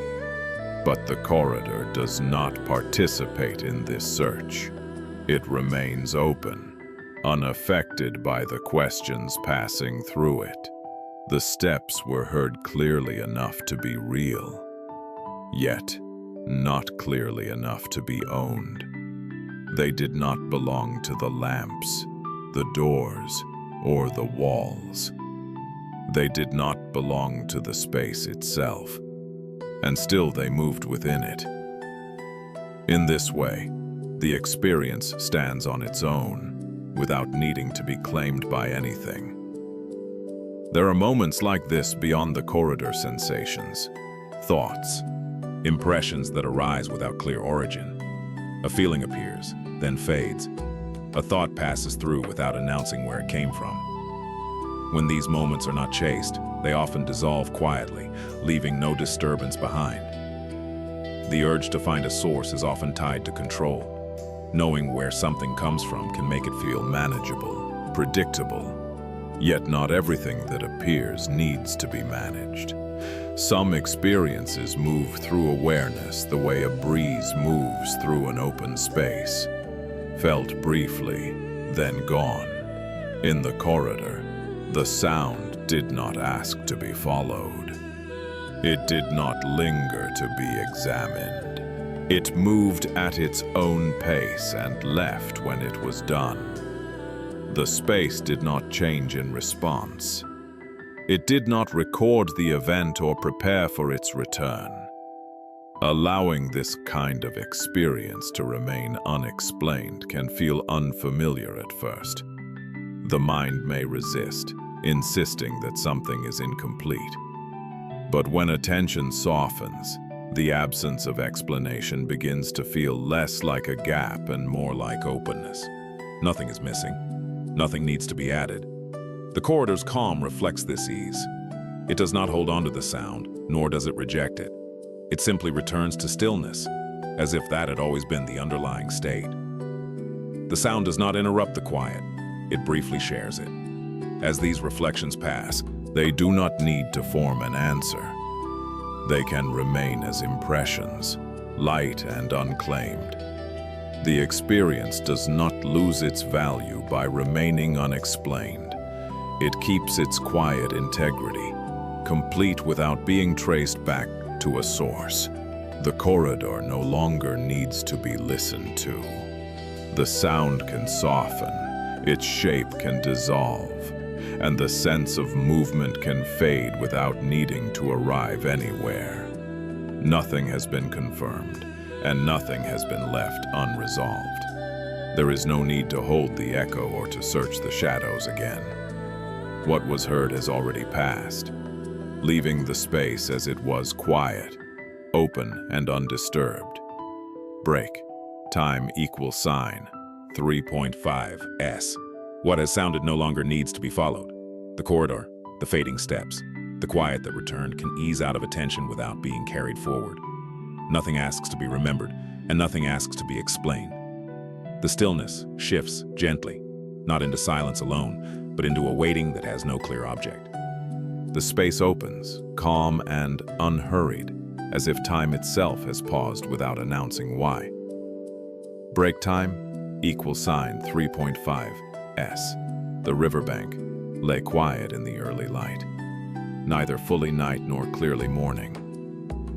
The water moved slowly, its surface smooth enough to hold reflections, soft enough to let them slip away. A narrow wooden pier extended a short distance into the river, worn pale by years of weather and use. No boats were tied there. No ropes trailed into the water. The pier rested as if it had already finished whatever work it was meant to do.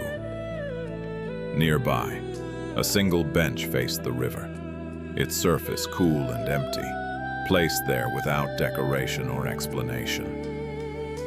The air was still. Sounds from the surrounding land arrived faintly and then faded again, never fully settling. The river did not hurry past the pier, nor did it pause. It flowed at its own pace, unresponsive to the quiet watching of the shore. Nothing at the bank suggested arrival or departure. The water offered no signal. The bench did not invite anyone to sit, yet it remained ready. The pier did not point clearly across the river, nor did it turn back toward the land.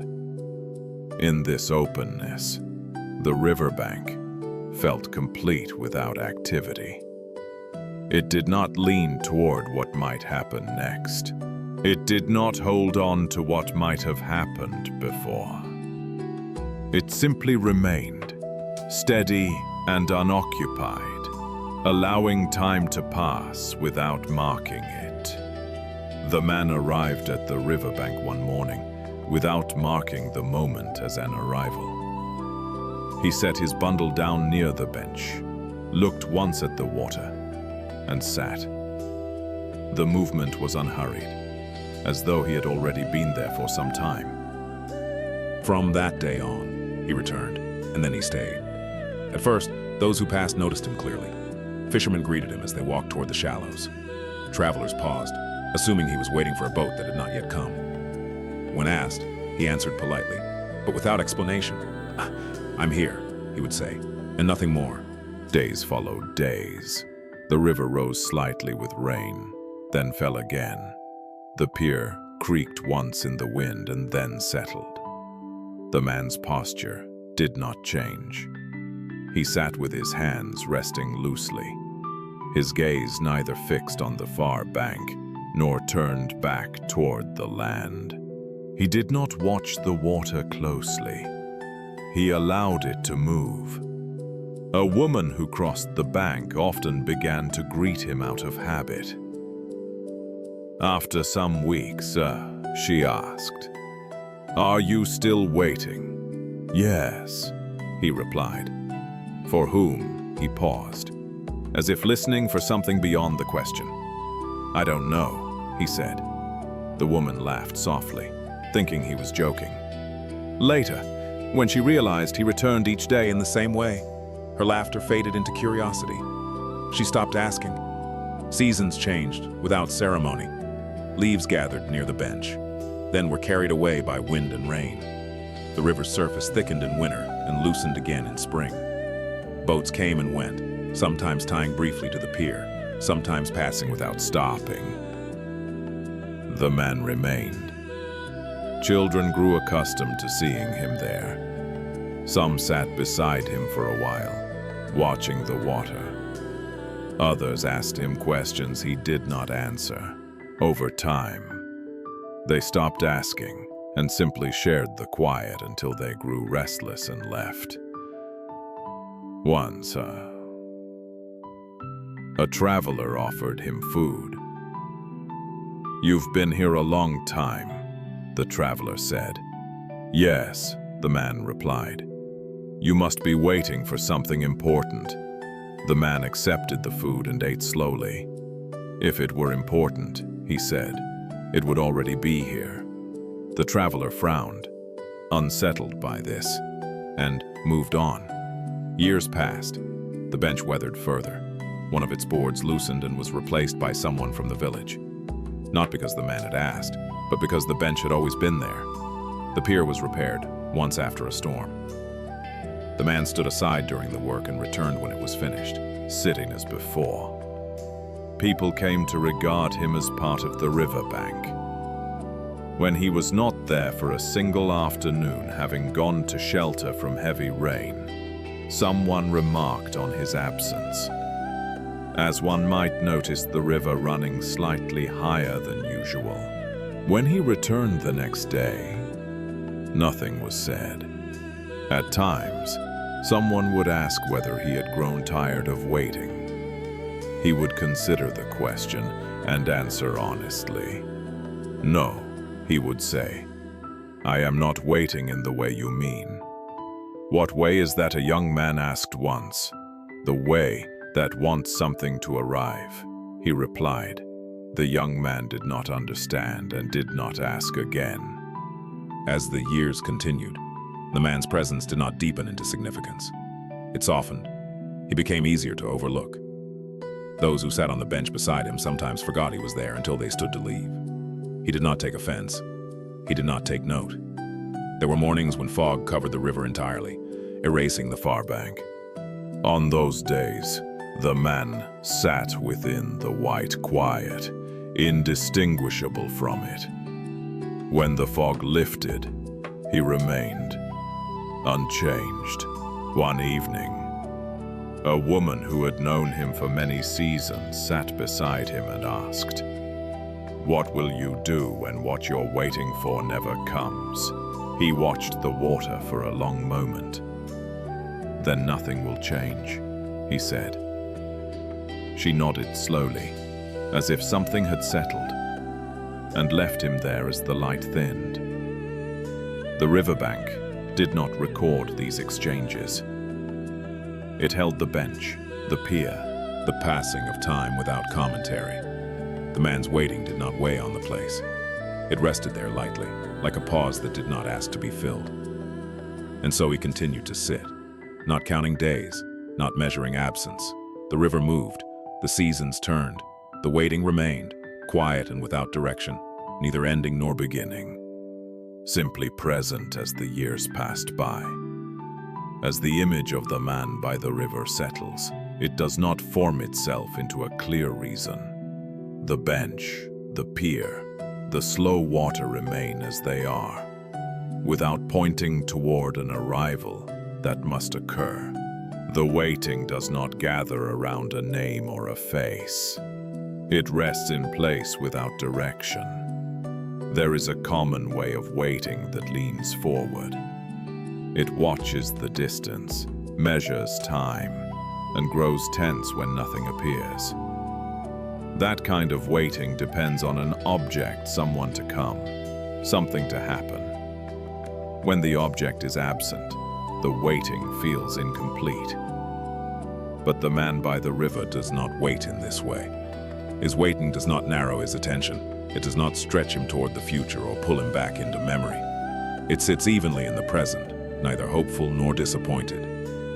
The river moves, the seasons change, and the waiting does not react. It is not shaped by what comes or goes. When there is no object, waiting becomes lighter. It no longer demands fulfillment. It no longer counts itself against time.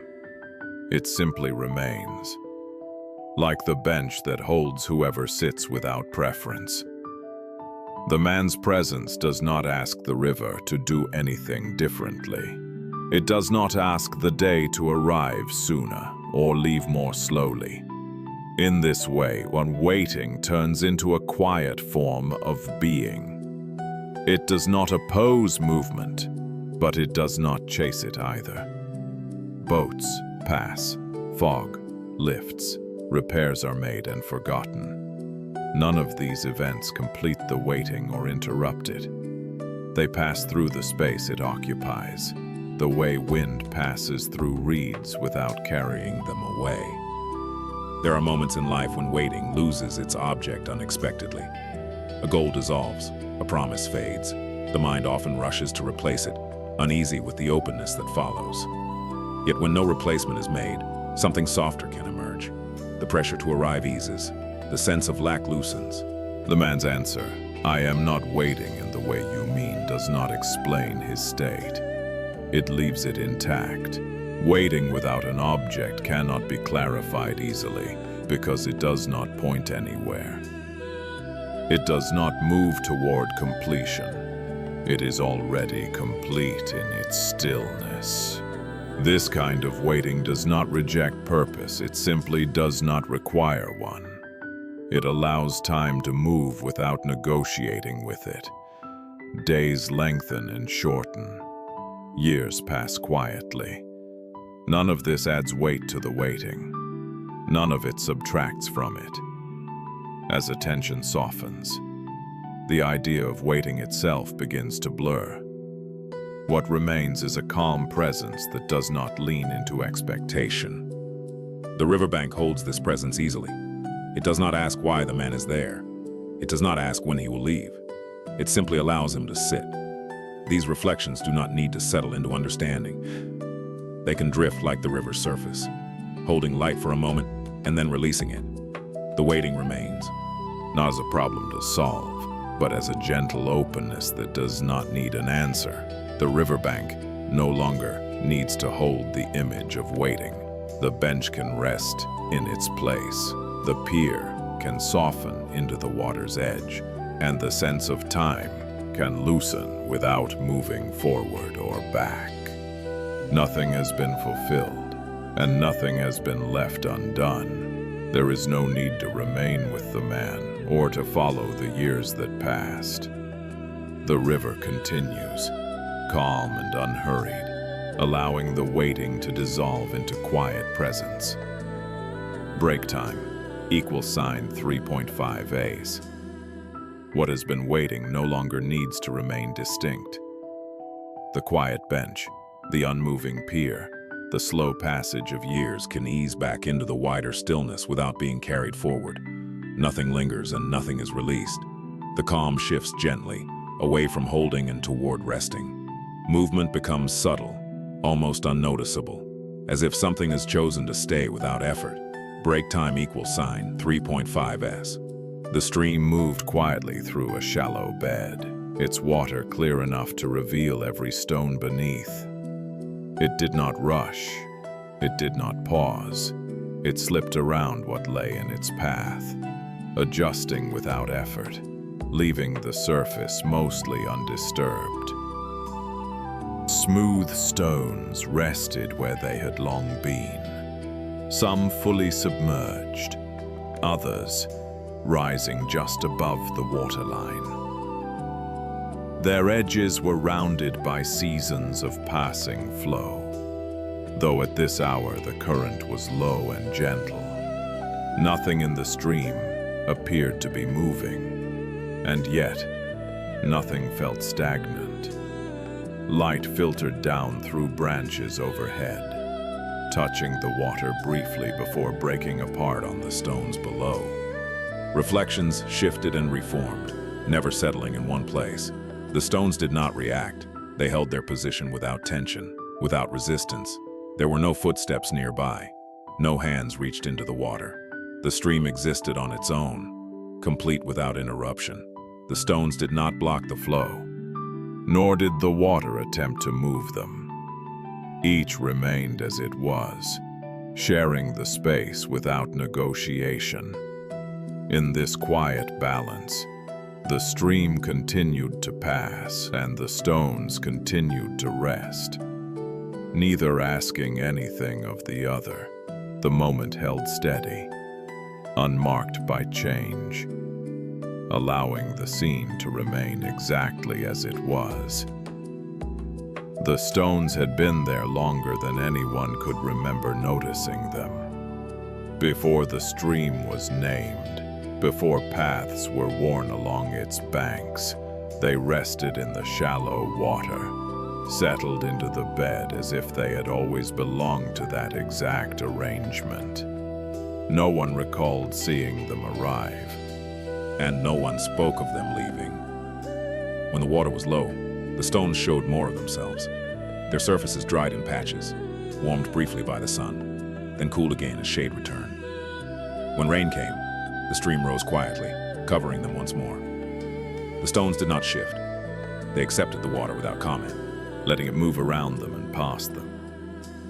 At times, branches fell into the stream upstream. Leaves gathered for a while, then loosened and drifted away. The stones remained where they were, neither catching nor releasing what passed. They did not interrupt the movement. They simply occupied the space they had long held. In spring, the current grew slightly stronger.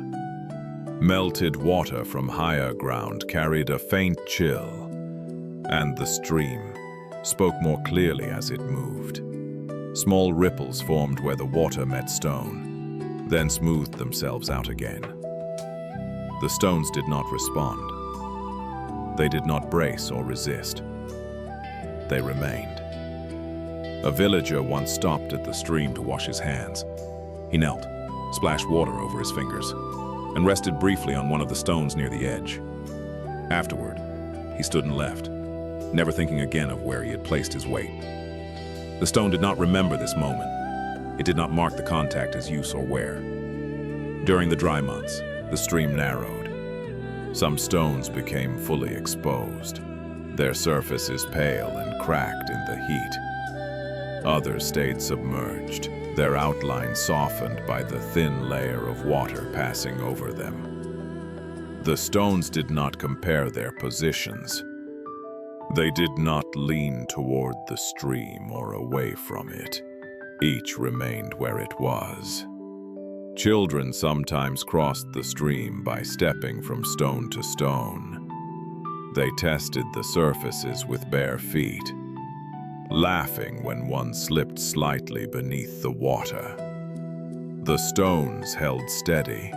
When the children left, the stream returned to its quiet movement, as though nothing had occurred. Once, after a night of heavy rain, The water rose higher than it had in years. The current pressed more firmly against the stones, swirling around them with greater force. For a moment, it seemed possible that something might give way.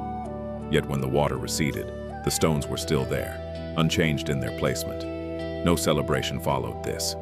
No one remarked on their endurance. The stones did not take credit for remaining. They did not distinguish between the calm days and the stronger flow. Both passed through them in the same way. Over time, the surface of the stones smoothed further. Tiny grains loosened and were carried away, leaving behind a shape that fit the water more closely. The stones did not mourn what was lost. They did not notice what had changed.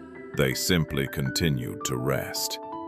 The stream itself did not treat the stones as obstacles. It curved around them naturally, finding its way without pause or frustration. Where a stone rose higher, the water thinned. Where it dipped, the current gathered slightly. Together, they formed a pattern that shifted subtly but never dramatically. Years folded into one another. Seasons repeated their quiet cycle. The stones lay through all of it, not holding the past and not anticipating what might come. They did not require the water to be present in order to be complete. They did not require dryness either. They accepted both without preference. When the stream was especially clear, the stones appeared almost suspended, as if resting within the water rather than beneath it. When the water clouded after rain, their shapes softened into suggestion. In neither state did they change their relationship to the place they occupied. Nothing about the stones suggested effort. They were not trying to remain. They were simply there. Time moved around them, not because they resisted it, but because there was no need for them to move. In this way, the stones lay on, through low water and high, through heat and cold, unchanged in position, unmarked by the passing years. The stream continued to move, and the stones continued to rest, each fulfilling its nature without interfering with the other. As the image of the stones resting in the stream settles, there is no need to decide whether they have remained by choice or by chance. The water moves, the seasons turn, and the stones continue to lie where they are. Not because they insist on staying, but because nothing requires them to go. There is often an assumption that movement equals progress. When something does not change position, it can be mistaken for stagnation. Yet the stones in the stream do not feel heavy or delayed. They participate fully in the flow around them without altering their place. The water passes, touches, and leaves, and the stones remain part of the movement without being carried by it. Not everything that is alive needs to relocate to stay responsive. Some forms of presence deepen by remaining. The stones do not resist the stream. They do not push back against the current or attempt to direct it. Their stillness is not opposition. It is a quiet allowance. When the water rises, it covers them. When it falls, it reveals them again. In both states, the stones do not adjust their posture. They do not prepare for change or recover from it. They simply experience what arrives and what departs, without attaching meaning to either. In many moments, there is an urge to shift positions, to become different, to move elsewhere, to adjust oneself in order to meet what is coming. This urge can feel necessary, even urgent, but the stones offer another possibility. They show how remaining where one is does not mean being untouched by change. It means letting change pass through without being displaced by it. The stream does not ask the stones to move in order to flow. It curves naturally around them, finding its way without effort. In this relationship, neither dominates, neither corrects the other. They coexist without negotiation. The stones do not claim stability as an achievement. They do not take pride in enduring. They are not holding a position to prove anything. Their stillness is simple, unremarkable, and sufficient. It does not depend on the stream's approval or resistance. As attention rests here, the idea that something must always be in motion begins to soften.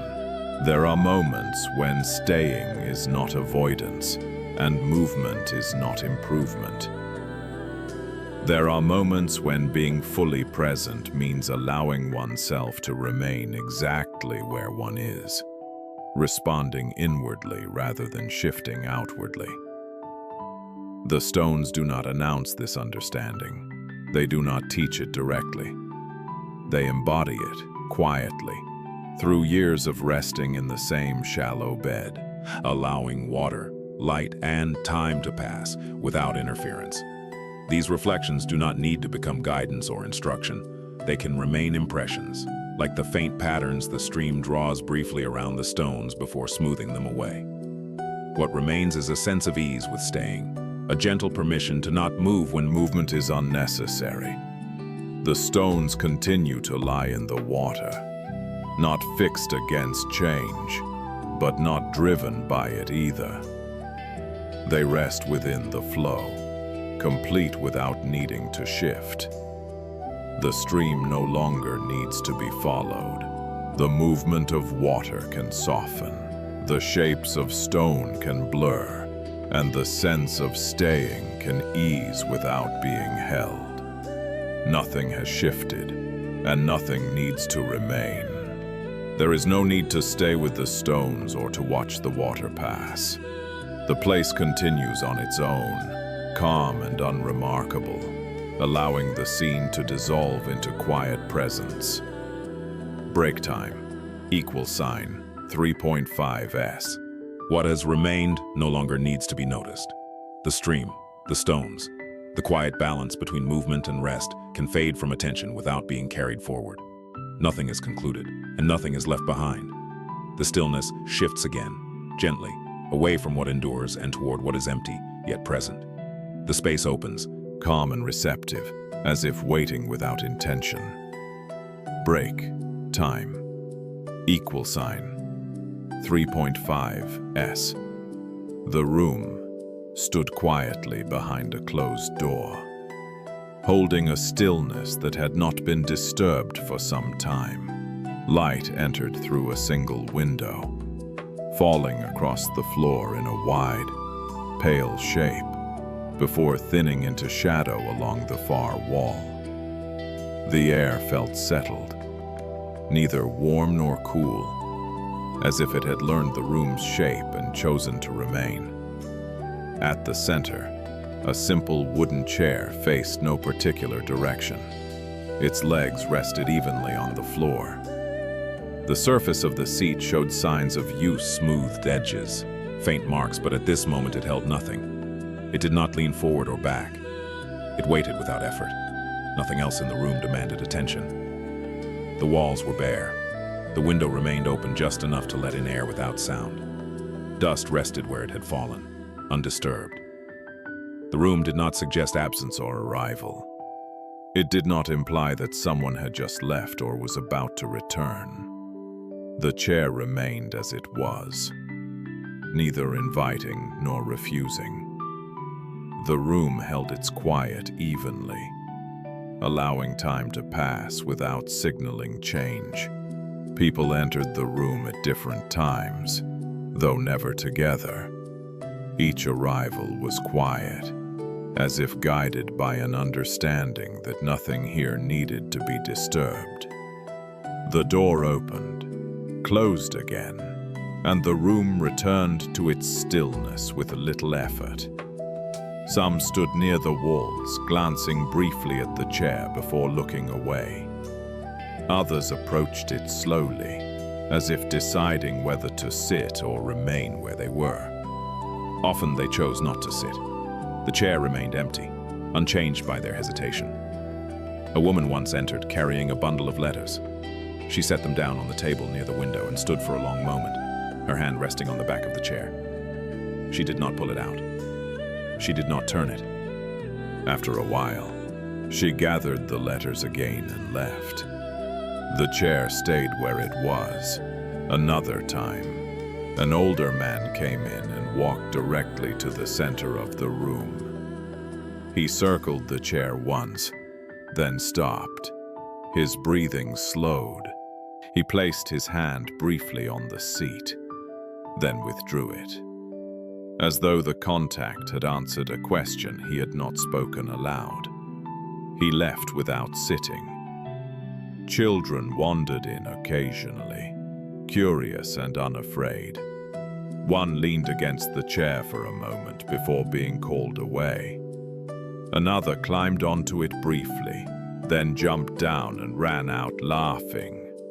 The chair did not claim these moments. It did not become occupied. When the room fell quiet again, it was as though nothing had occurred. Over time, the pattern repeated. People came carrying expectation, memory, fatigue. They left carrying the same, slightly softened. The chair remained open, unclaimed, offering itself without insistence. Some thought the chair was meant for someone important. Others assumed it was reserved, though no sign suggested this. A few believed it had once belonged to someone who never returned. No story settled long enough to attach itself to the chair. On certain days, sunlight reached the seat directly, warming the wood before shifting away. On other days, the chair stayed in shadow, its outline clear but unobtrusive. Dust gathered and was brushed away again, not because the chair demanded care, but because it was there. A man once asked aloud, standing alone in the room, "Why is no one sitting?" The question lingered briefly, then dissolved into the quiet. The chair did not answer. It did not explain itself. Years passed. The room aged gently. The floor creaked slightly more than it had before. The window frame loosened, then was tightened again. The chair remained unchanged in its position. It did not grow lonely. It did not grow significant. It simply stayed empty.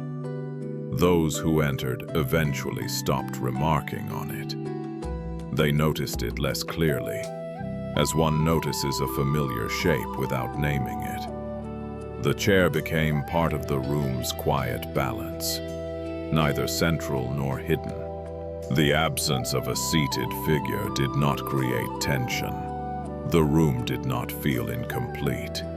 If anything, the emptiness allowed space for whatever arrived to move freely, without needing to settle.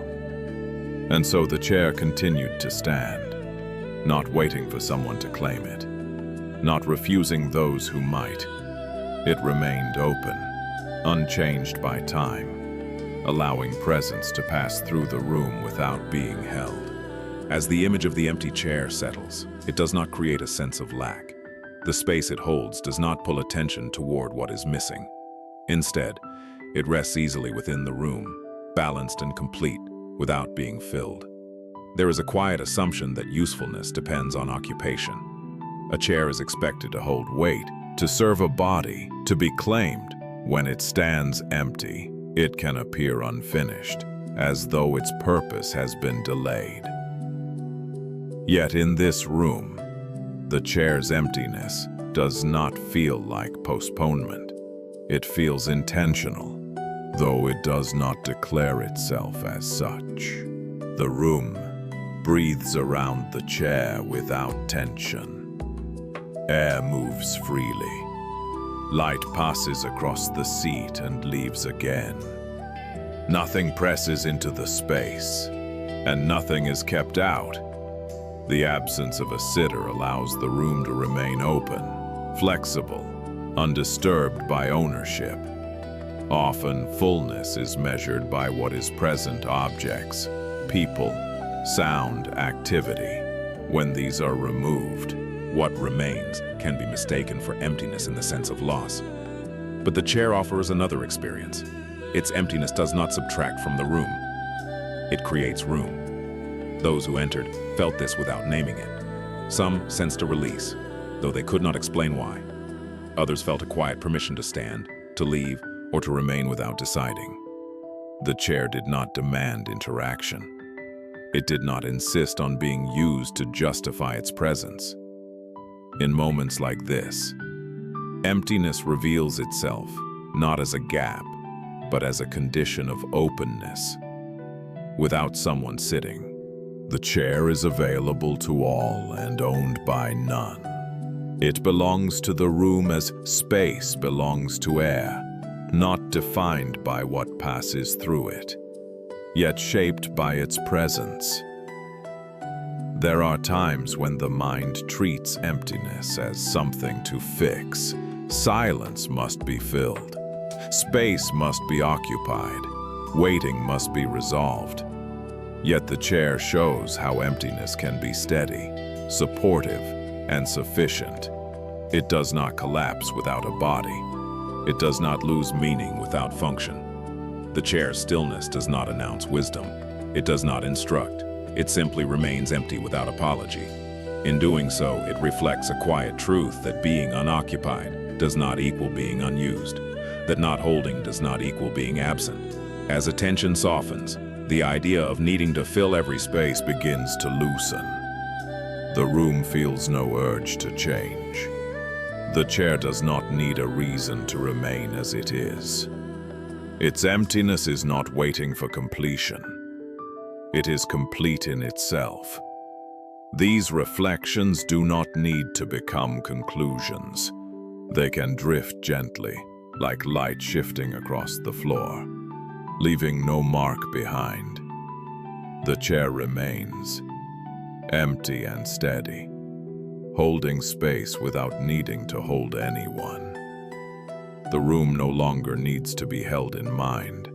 The light can thin, the walls can soften, and the empty chair can ease back into quiet without being carried forward. Nothing has been claimed, and nothing has been withheld. There is no need to remain with the room or to wait for someone to arrive. The space continues on its own, open and balanced, allowing the emptiness to rest as it is. Break time equals sign 3.5s. What has remained open does not need to close. The quiet room, the empty chair, the space that held nothing can gently recede, leaving no outline to follow and no absence to resolve. The stillness shifts once more, not toward holding or waiting, but toward release. Something prepares to move on, not urgently, not reluctantly, simply without grasping. Break. Time equals sign 3.5s. The farewell took place without ceremony. There were no raised voices, no hurried movements, no clear moment that marked it as an ending. The air remained steady, holding the scene gently, as though nothing significant was happening. Two figures stood facing one another in the open space. Neither stepped closer, and neither stepped away. What needed to be said had already passed, not through words, but through the quiet understanding that settled between them. Their expressions remained calm, unstrained. A small bag rested near one of them, set down lightly, not packed in haste. The other noticed it without comment. There was no question about staying or leaving. The moment did not ask to be negotiated. Around them, the day continued as it always had. Sounds from a distance moved through the air and faded again. Nothing paused to acknowledge the parting. The ground beneath their feet felt solid, unchanged by the decision that had quietly taken shape. When the time came, one turned slightly, not away, but toward the path ahead. The other remained still, watching without holding. The farewell did not stretch. It did not linger to be remembered. The space between them softened, allowing the separation to exist without resistance. Nothing was taken, and nothing was left behind. The moment held steady, complete in its simplicity, He began to walk without looking back. The path ahead did not call to him with promise, nor did it resist his steps.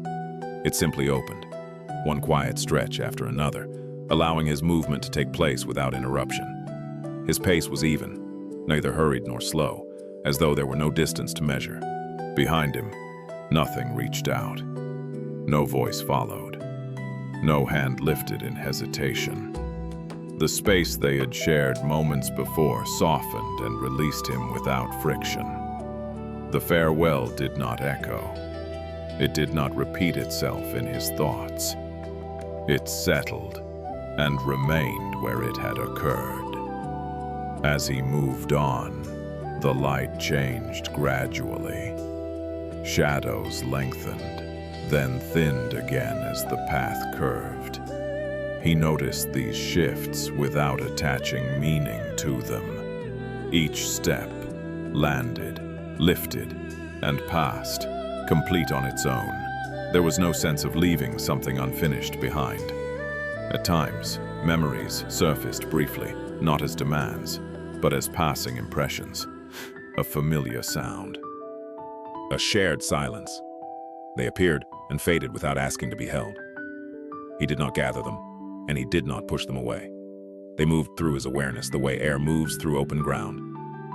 The one who remained did not follow. This absence of pursuit carried its own clarity. There was nothing to resist, nothing to negotiate. The decision had not required agreement. It had only required space. That space now existed, calm and unobstructed.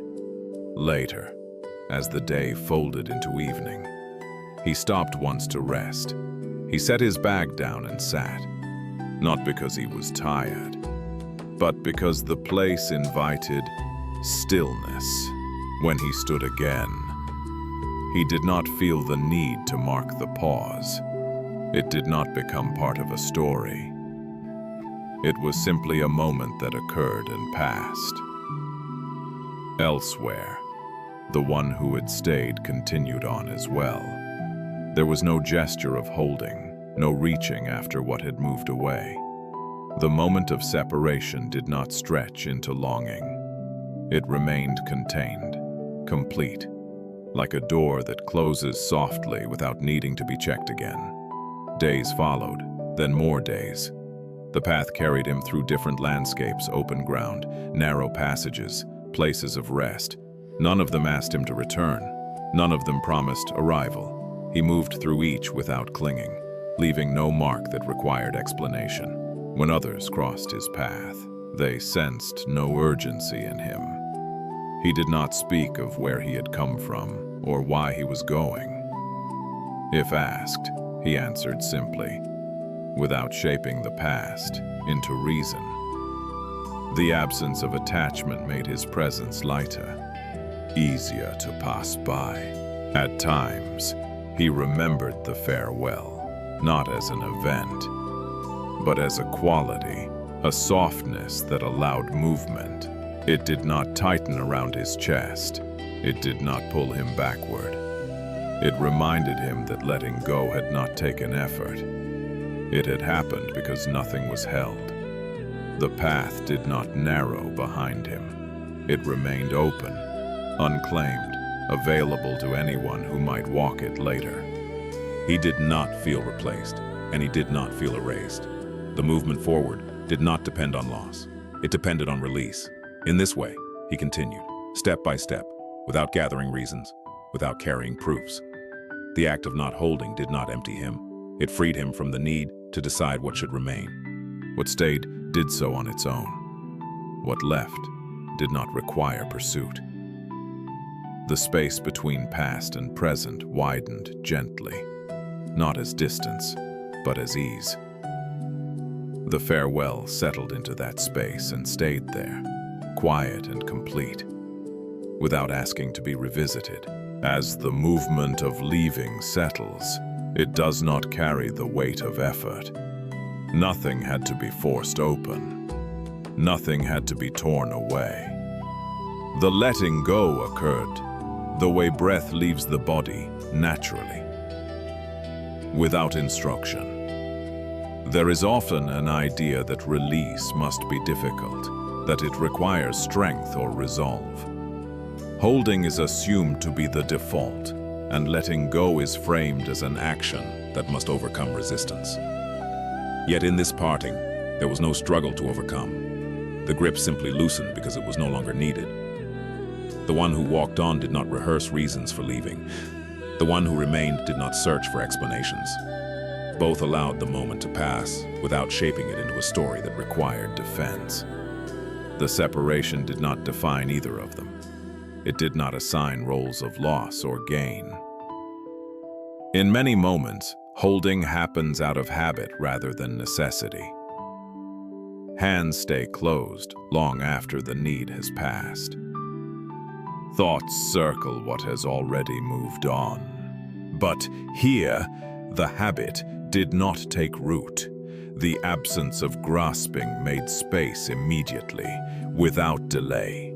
Buangni does not announce itself. It does not feel dramatic or decisive. It feels quiet, almost unremarkable. The chest does not tighten. The breath does not shorten. What was once shared settles into memory without pulling at the present. This kind of release does not erase connection. It simply allows connection to change shape. What was held becomes something remembered, then something understood, and then something that rests without needing attention. Nothing is rejected, nothing is chased away. When there is no need to keep something close, the body recognizes this before the mind does. Muscles soften. Steps become lighter. The sense of direction clarifies. Not because a destination appears, but because the weight of holding dissolves. In this softness, time moves differently. Moments do not pile up. They pass through cleanly, leaving no residue. The farewell does not repeat itself in thought. It remains singular, complete, unburdened by interpretation. Buangni also leaves room for what remains. Not everything departs when something is released. Some qualities stay calm, openness, an ease that does not depend on outcome. These do not need to be protected. They persist without effort. There is no instruction here to let go. No encouragement to release more quickly or more completely.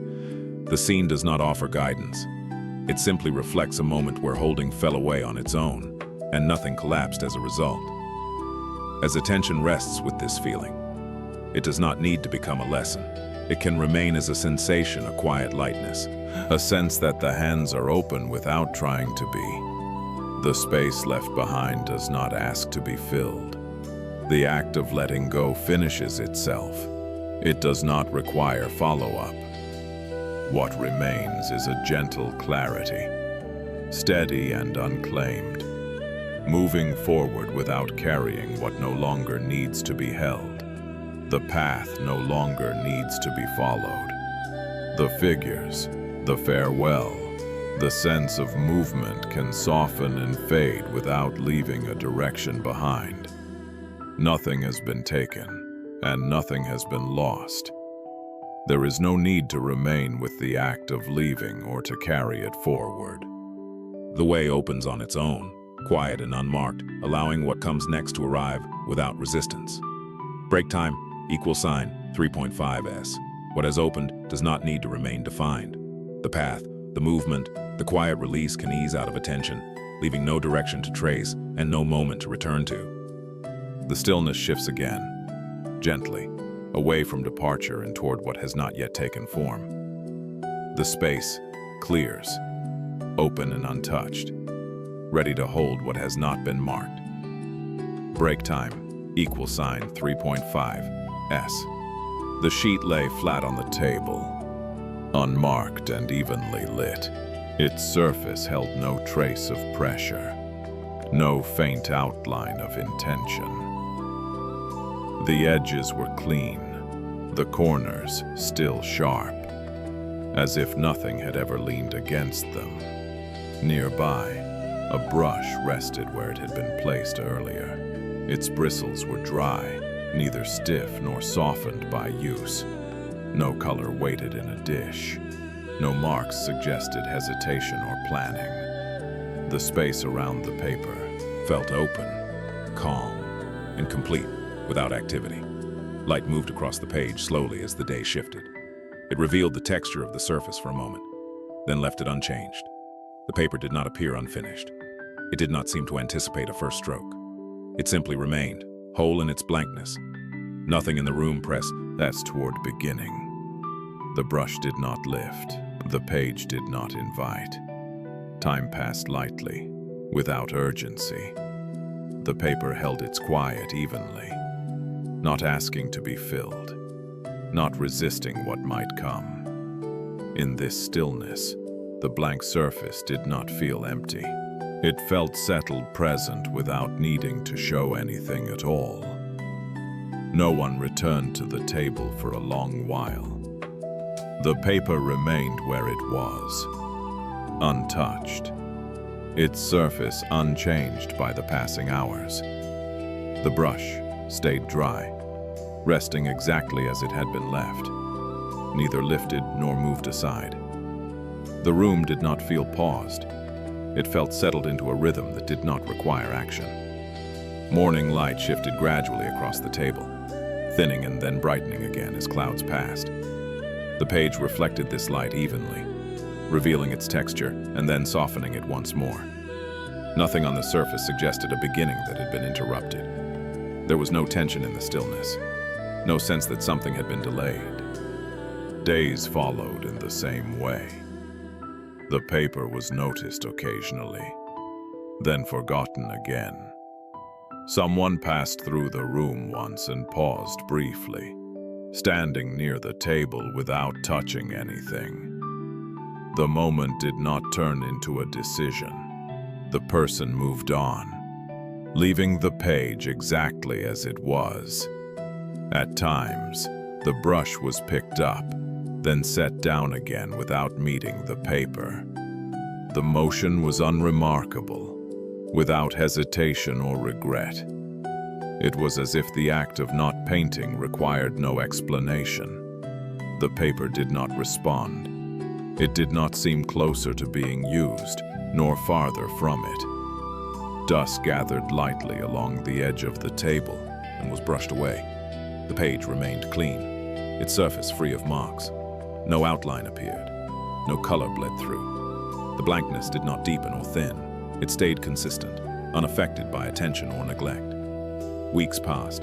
The paper aged only in the most subtle way, its white warming slightly with time, its edges softening almost imperceptibly. Still, nothing was added. No intention settled long enough to become a stroke. The room did not record this as restraint. It did not record it as avoidance either. Someone once asked why nothing had been painted. The question hovered briefly in the air, then faded without an answer. There was no reason to offer one. The paper did not require justification for remaining blank. It had not failed to become something. It simply continued to be what it was. There were moments when the idea of painting arose and passed, a color imagined, then released, a shape considered, then dissolved. These thoughts did not leave residue. They did not gather into plans. They moved through awareness lightly, like reflections crossing the page without settling into form. The brush rested on. Its presence did not pressure the page. It did not insist on use. The relationship between brush and paper remained open, undefined, without expectation. Neither depended on the other to be complete. In this quiet persistence of not doing, something subtle took shape, not on the paper, but in the space around it. The absence of marks did not feel like withholding. It felt like allowance. The room allowed the paper to remain blank without assigning meaning to that state. Time continued without marking progress or delay. There was no moment when the paper became overdue. There was no sense that opportunity was being lost. The page did not lean toward a future where it would finally be used. It remained present, sufficient without transformation. Those who noticed the paper over time began to notice it less. It became part of the room's balance, neither central nor ignored. The blank surface did not draw attention to itself. It simply existed alongside everything else, quiet and unremarkable. In this way, not painting did not create absence. It created a steady openness. The paper did not wait to become something else. It did not resist becoming something either. It rested in a state that required nothing from the moment. The room held this easily. The paper lay flat. The brush stayed dry. Nothing pressed forward. Nothing fell behind.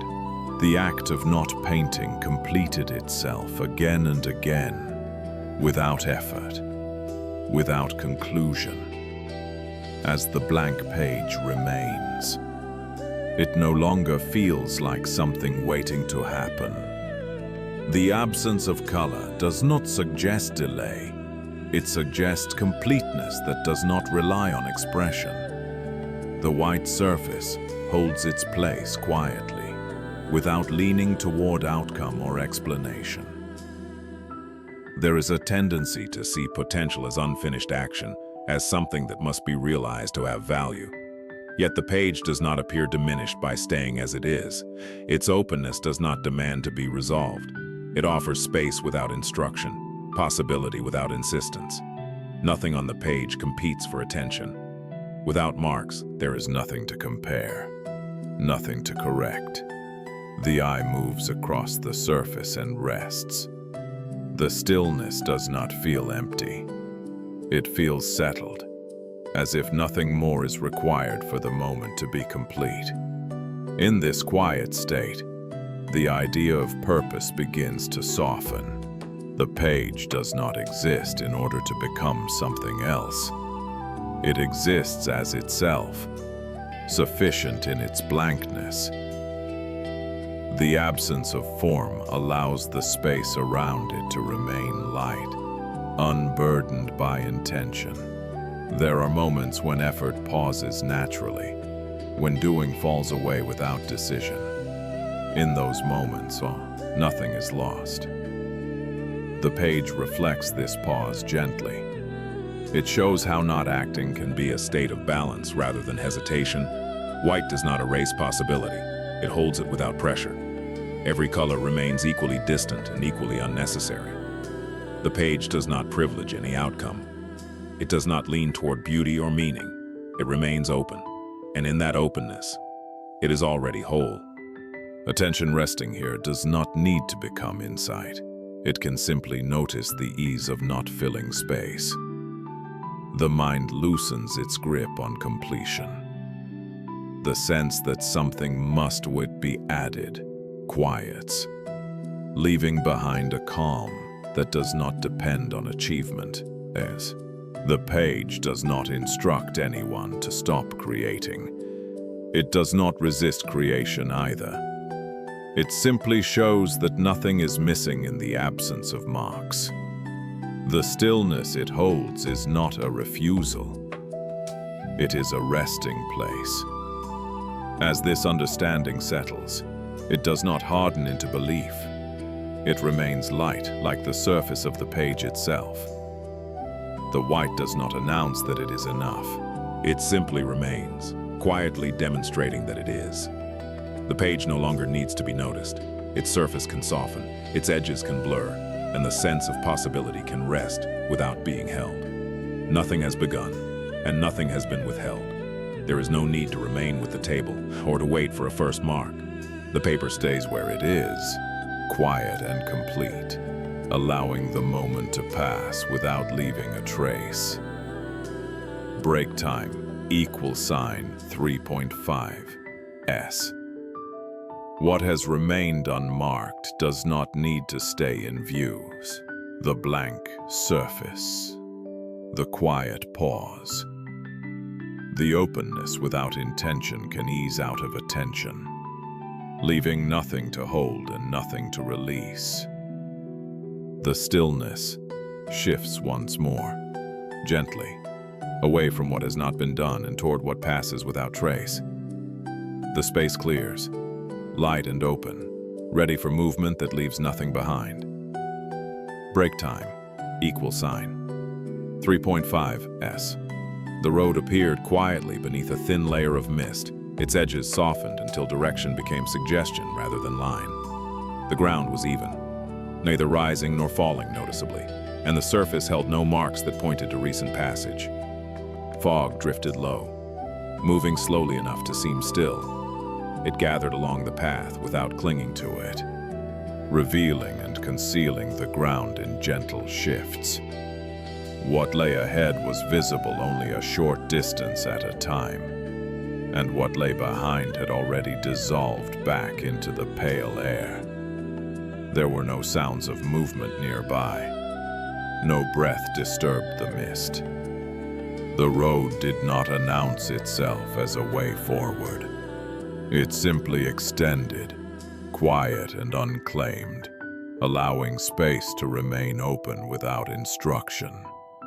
Light filtered through the fog without forming shadows. The surface of the road held its tone evenly, untouched by emphasis or contrast. Nothing suggested urgency or pause. The scene rested as it was, steady and undemanding. In this muted openness, the road existed without reference to who might walk it. It did not lean toward arrival or departure. It remained present, softened by mist, holding no sign of having been used. Someone passed along the road without announcing the moment. There was no sound of steps, no shift in the fog that could be clearly traced.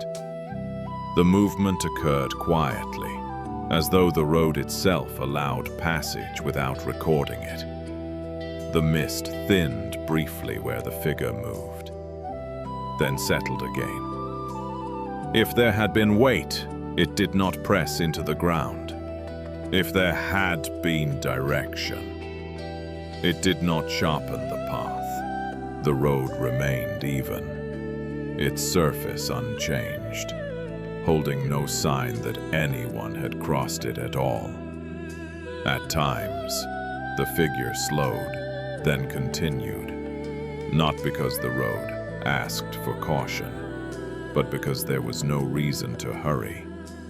The fog opened and closed in gentle rhythms, revealing a few steps ahead before softening again. Each moment of visibility dissolved as quickly as it appeared. When the figure paused, the pause did not become a stop. It was simply a resting of motion, brief and unremarkable. The road did not take note. The mist did not gather differently. Nothing marked the place where stillness occurred. Further along, the ground changed slightly in texture, firmer in places, softer in others, yet it held no impressions. Whatever passed over it left no compression behind. The surface returned immediately to itself, as if movement had never touched it. Time moved in the same quiet way. The fog lifted a little, then lowered again. Light shifted without casting shadows. The road did not grow more familiar with passage, nor did it grow worn. It remained open without becoming used. Occasionally, a breeze moved across the mist, drawing faint lines that lasted only seconds before blending back into the pale air. These lines did not follow the direction of travel. They did not indicate where anything had been. They simply formed and dissolved. If the figure looked back, there was nothing to see. The space behind held the same softness as the space ahead. No sequence of steps could be retraced. No path of travel could be reconstructed. The road offered no history. In places where the fog grew thicker, movement felt almost imagined. The sense of walking continued, but without clear reference points. Distance lost its usual meaning. Progress did not measure itself against where one had been. It existed only as a gentle continuation. The road did not narrow or widen in response. It did not lead toward a destination that demanded arrival. It did not resist being crossed. It simply allowed passage without engagement, as though remaining neutral were its nature. Later, the fog thinned more noticeably. The road appeared clearer for a time, stretching farther into view. Even then, there were no marks. The ground looked untouched, smooth in its quiet uniformity. Whatever had passed remained unrecorded. As the figure moved on, the sense of leaving nothing behind did not feel deliberate. It did not require care or attention. It happened naturally, without correction. The road did not need to be protected from marks. It did not need to be preserved. It simply did not hold them. In moments like this, movement does not gather meaning. It does not build a story of progress or loss. It passes through space without changing it, and through time without shaping memory. The act of walking becomes lighter, unburdened by evidence. Eventually, even the sense of passage softened. The fog closed again, and the figure became indistinguishable from it. The road continued beneath the mist, unchanged in tone and texture, holding no trace of what had moved across it. What remained was not absence, but neutrality. The road did not erase anything. It had simply never kept it. Movement had occurred, and then it had passed on, complete without leaving a mark behind. As the road continues beneath the thinning mist, there is no impulse to check what remains behind. The absence of marks does not feel like loss. It feels like relief. Nothing needs to be confirmed in order for movement to be real. There is a familiar urge to leave evidence to prove that one has passed. That effort has occurred. The distance has been covered. Footprints, records, and memories often serve this purpose. They reassure the mind that time was used, that presence mattered. Yet on this road, such reassurance never appears, and nothing feels diminished because of it. Passing without trace does not erase experience. The body still moves. The breath still changes. Awareness still registers the shifting fog and the subtle firmness of the ground. What disappears is only the need to hold proof. The moment completes itself as it happens, without asking to be remembered. The road offers this quietly. It does not reward those who walk it with signs of progress. It does not punish them with forgetting. It simply remains neutral, allowing passage to occur without attachment. In this neutrality, movement becomes lighter. It no longer needs to justify itself. There are times when effort becomes heavy because it must be seen. Actions gather weight when they are expected to leave an imprint. Without that expectation, effort softens. Walking becomes walking, not a statement. Time becomes time, not a measure of achievement. The fog mirrors this softness. It reveals just enough to move forward and then closes again, removing reference points as soon as they appear. Nothing accumulates. Nothing stacks into a narrative of where one has been. Each step stands alone, complete and finished the moment it passes. When nothing is required to remain, the mind loosens its grip. The habit of checking behind fades. Attention settles into what is present rather than what might be kept.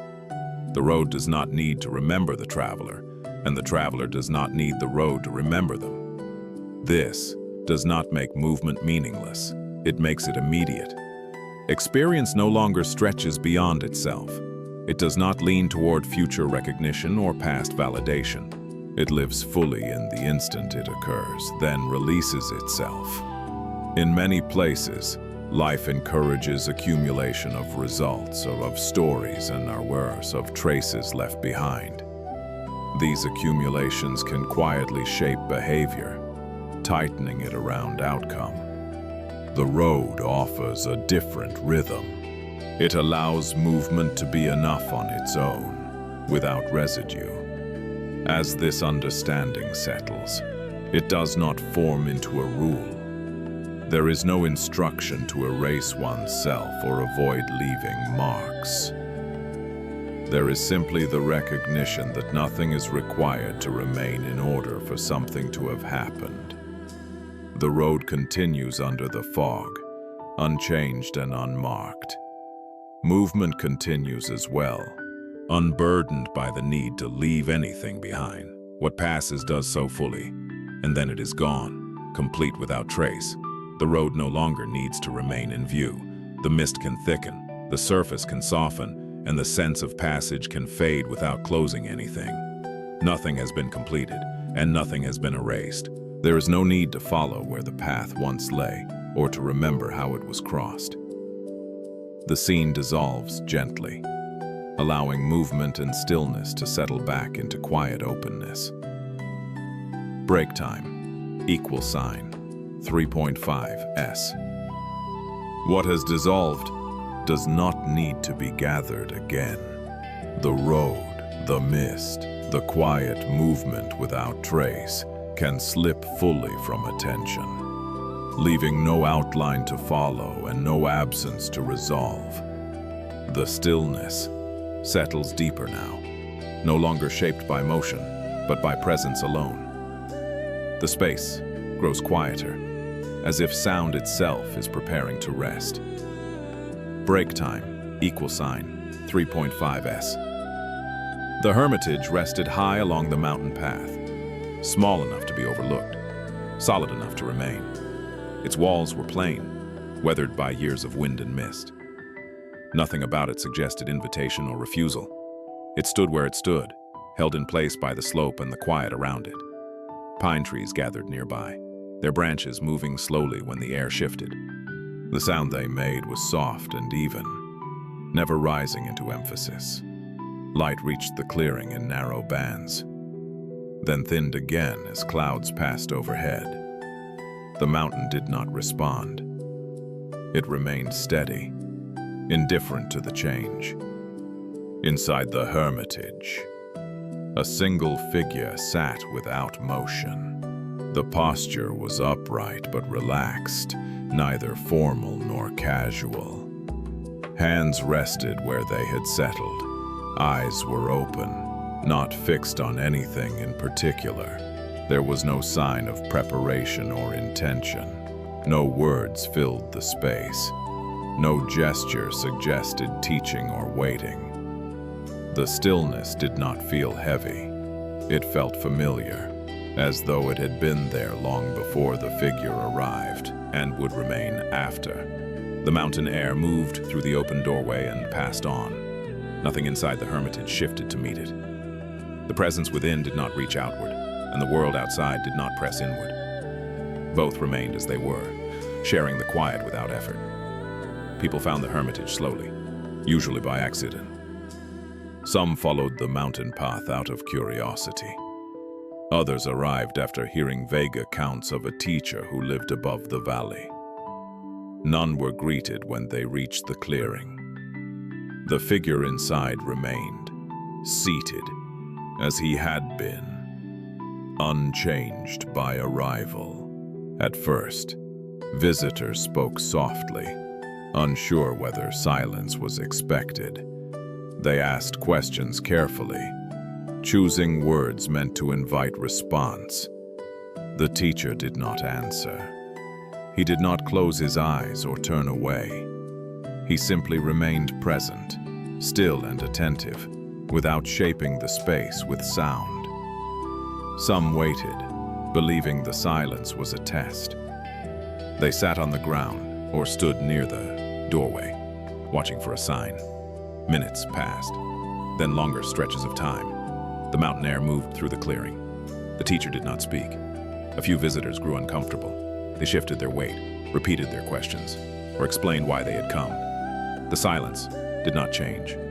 Eventually, they left, unsettled, carrying their words back down the path unanswered. Others returned.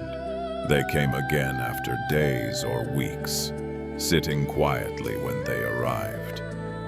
They did not speak this time. They watched the teacher's stillness and listened to the sounds around them, the wind in the trees, the distant call of birds. When they left, they did so without comment. Years passed in this way. The teacher aged, though subtly. Lines deepened, hair thinned. The posture remained steady. No announcements marked the passing seasons. Snow covered the ground briefly in winter, then melted. The hermitage stood unchanged. Stories spread in the valley below. Some said the teacher was withholding wisdom. Others believed the silence itself was the teaching. A few insisted that the teacher had nothing to offer. These discussions did not reach the mountain in any way that mattered. Occasionally, someone stayed for a long time. They swept the clearing, repaired a loose board, or brought food, setting it down quietly without expectation. The teacher accepted what was offered without acknowledgement and continued to sit. One young man arrived, carrying many questions. He spoke of confusion, of effort, of years spent seeking understanding. His words filled the clearing briefly, then faded. The teacher remained silent. After a long while, the man stopped speaking. He stayed seated until dusk, then left without asking again. Another visitor arrived angry, demanding answers. The silence did not oppose the anger. It did not absorb it either. It remained neutral, untouched. The visitor left more quietly than he had arrived. Over time, the pattern became clear. Those who came expecting instruction grew restless. Those who stayed without expectation found the silence easier to bear. The teacher did not guide them toward either outcome. He did not correct misunderstanding or confirm insight. The mountain did not treat the silence as unusual. Wind passed, rain fell, the hermitage weathered quietly. The teacher's presence blended into this rhythm, neither leading nor following it. Eventually, fewer people came. The stories lost their edge. The teacher remained, speaking no words, teaching nothing that could be written down. The silence did not accumulate meaning. It did not grow heavier with time. It stayed simple, available, unchanged. Those who passed by later sometimes did not notice the figure at all. The hermitage appeared empty at a glance. Only when they looked more closely did they see someone sitting there, unmoving, as if the mountain itself had taken a human shape for a while. As the silence around the hermitage settles, it begins to feel less like an absence and more like a presence of its own. Nothing is being said, yet nothing feels withheld. The quiet does not wait to be broken. It rests where it is, complete without sound. Those who remained near the teacher long enough began to notice a subtle shift. At first, attention strained toward the expectation of words. Ears stayed alert, listening for instruction that never arrived. Over time, this effort softened. Listening loosened its grip on sound and widened into the space around it. Without words to follow, awareness spread naturally. The rustle of pine needles became clearer, the rhythm of breath one's own, and the faint movement of air through the doorway grew more noticeable. These sounds did not replace speech. They stood on their own, requiring no interpretation. In this listening, nothing needed to be understood. There was no message hidden beneath the silence. The teacher did not use quiet as a puzzle. The absence of words did not point toward a deeper explanation. It simply allowed listening to rest without direction. Often, listening is shaped by anticipation. One waits for meaning to arrive, for a phrase to resolve confusion. Here, anticipation slowly dissolved. What remained was a steady attention that did not lean forward. It stayed with what was present, without reaching beyond it. The silence did not sharpen awareness into insight. It softened it into openness. Thoughts continued to appear and fade, but they did not interrupt the quiet. They moved through it the way clouds pass across a wide sky, noticed briefly, then released. Langkunke Im did not demand discipline. No one was instructed to quiet the mind or focus inward. The listening happened naturally when there was nothing else to hold on to. Without guidance, without commentary, awareness settled into a simpler form. In this state, the distinction between listener and sound began to blur. The wind was heard, but not as something separate. The stillness inside did not oppose the stillness outside. They met without effort, overlapping quietly. The teacher's presence did not direct this experience. He did not shape it or protect it. He remained as he always had, neither encouraging nor discouraging attention. The silence did its work on its own, without needing authority. Over time, those who listened in this way stopped referring to the silence as empty. It did not feel hollow or waiting. It felt spacious, like a room without furniture, where movement was easy and nothing pressed inward. When people eventually left the mountain, they carried no teachings with them. There were no phrases to repeat, no ideas to defend. What remained was a familiarity with quiet, a recognition that listening does not always require sound. This understanding did not stay vivid. It did not demand to be remembered. It faded gently into daily life, surfacing now and then in moments when noise paused on its own. The silence had not instructed anyone to seek it. It had simply shown that it was already there. The hermitage no longer needs to be held in awareness. The seated figure can soften. The mountain air can quiet.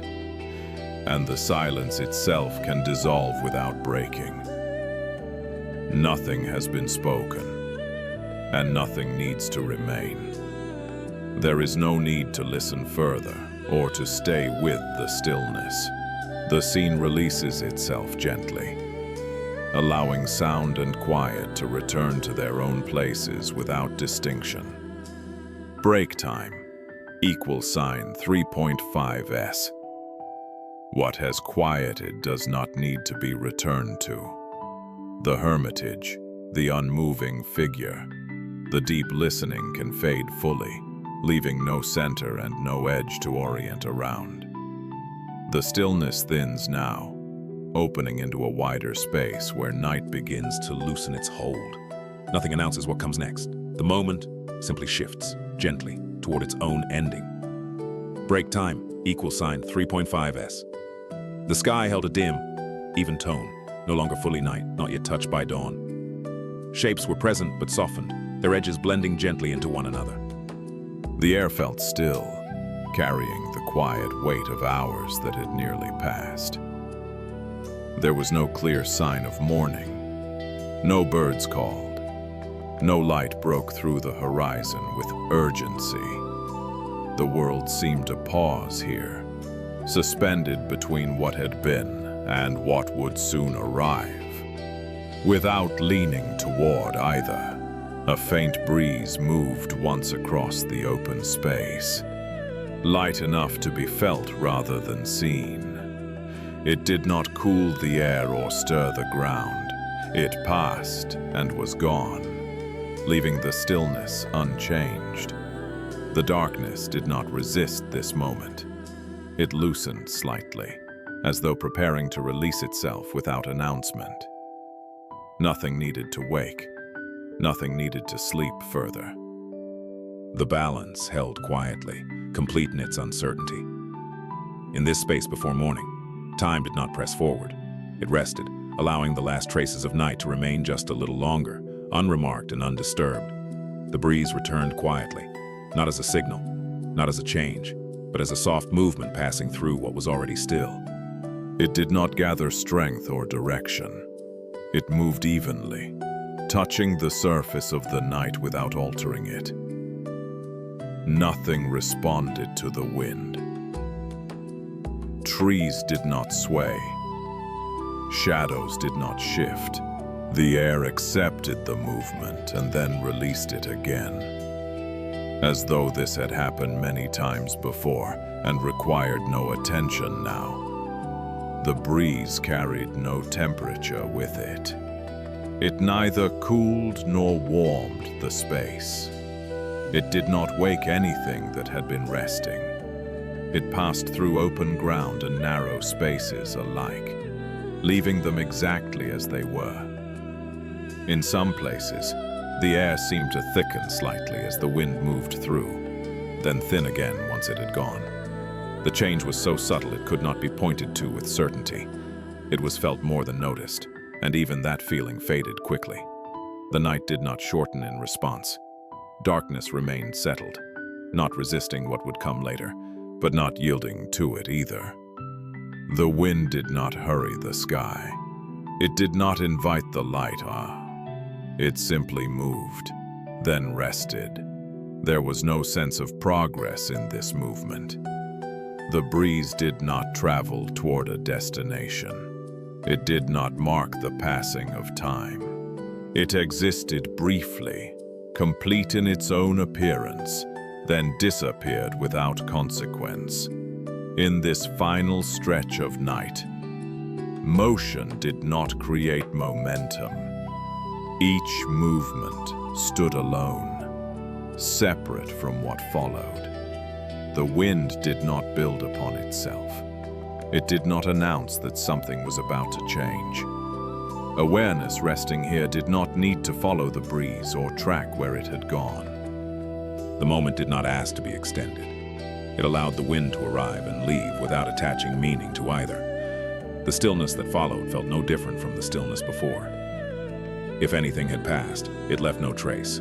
The air returned to its quiet balance, holding the space gently, without anticipation. This was not a pause before beginning. It was a settling before release. The breeze had moved through the night not to transform it, but to accompany it as it loosened naturally. Nothing was completed by this movement. Nothing was opened. The wind did not serve as a threshold. It simply belonged to the last hours of darkness, passing through without asking to be remembered.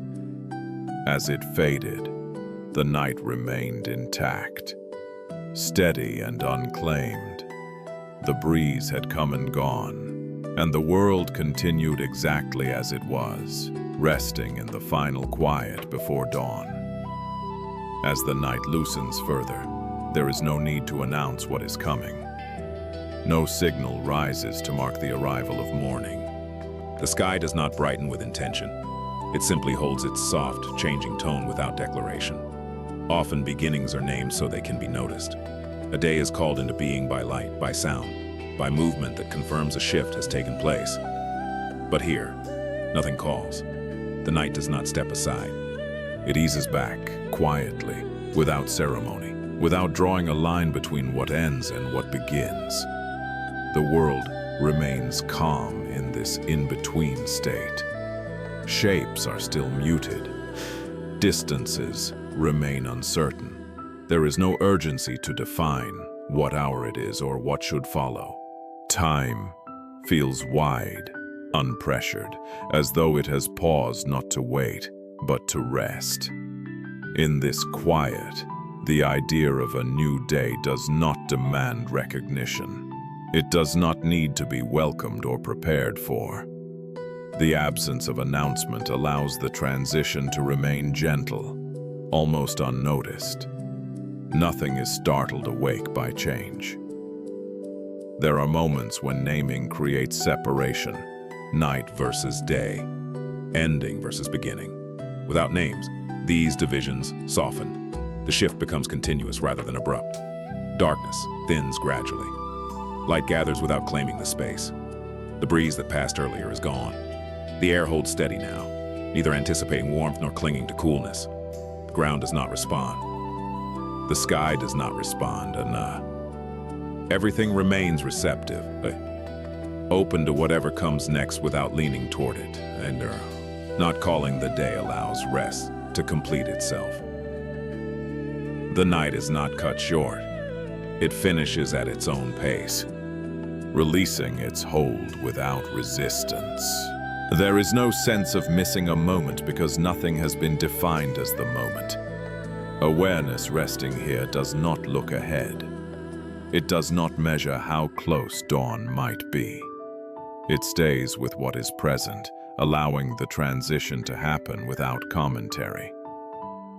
The quiet does not feel temporary. It feels sufficient. In many places, change is marked loudly so it can be understood. Here, understanding is not required. The world moves on without instruction. The absence of a call does not delay what follows. It simply removes the need to point to it. As the night continues to thin, it does so invisibly. No one could say exactly when it ended. No one needs to.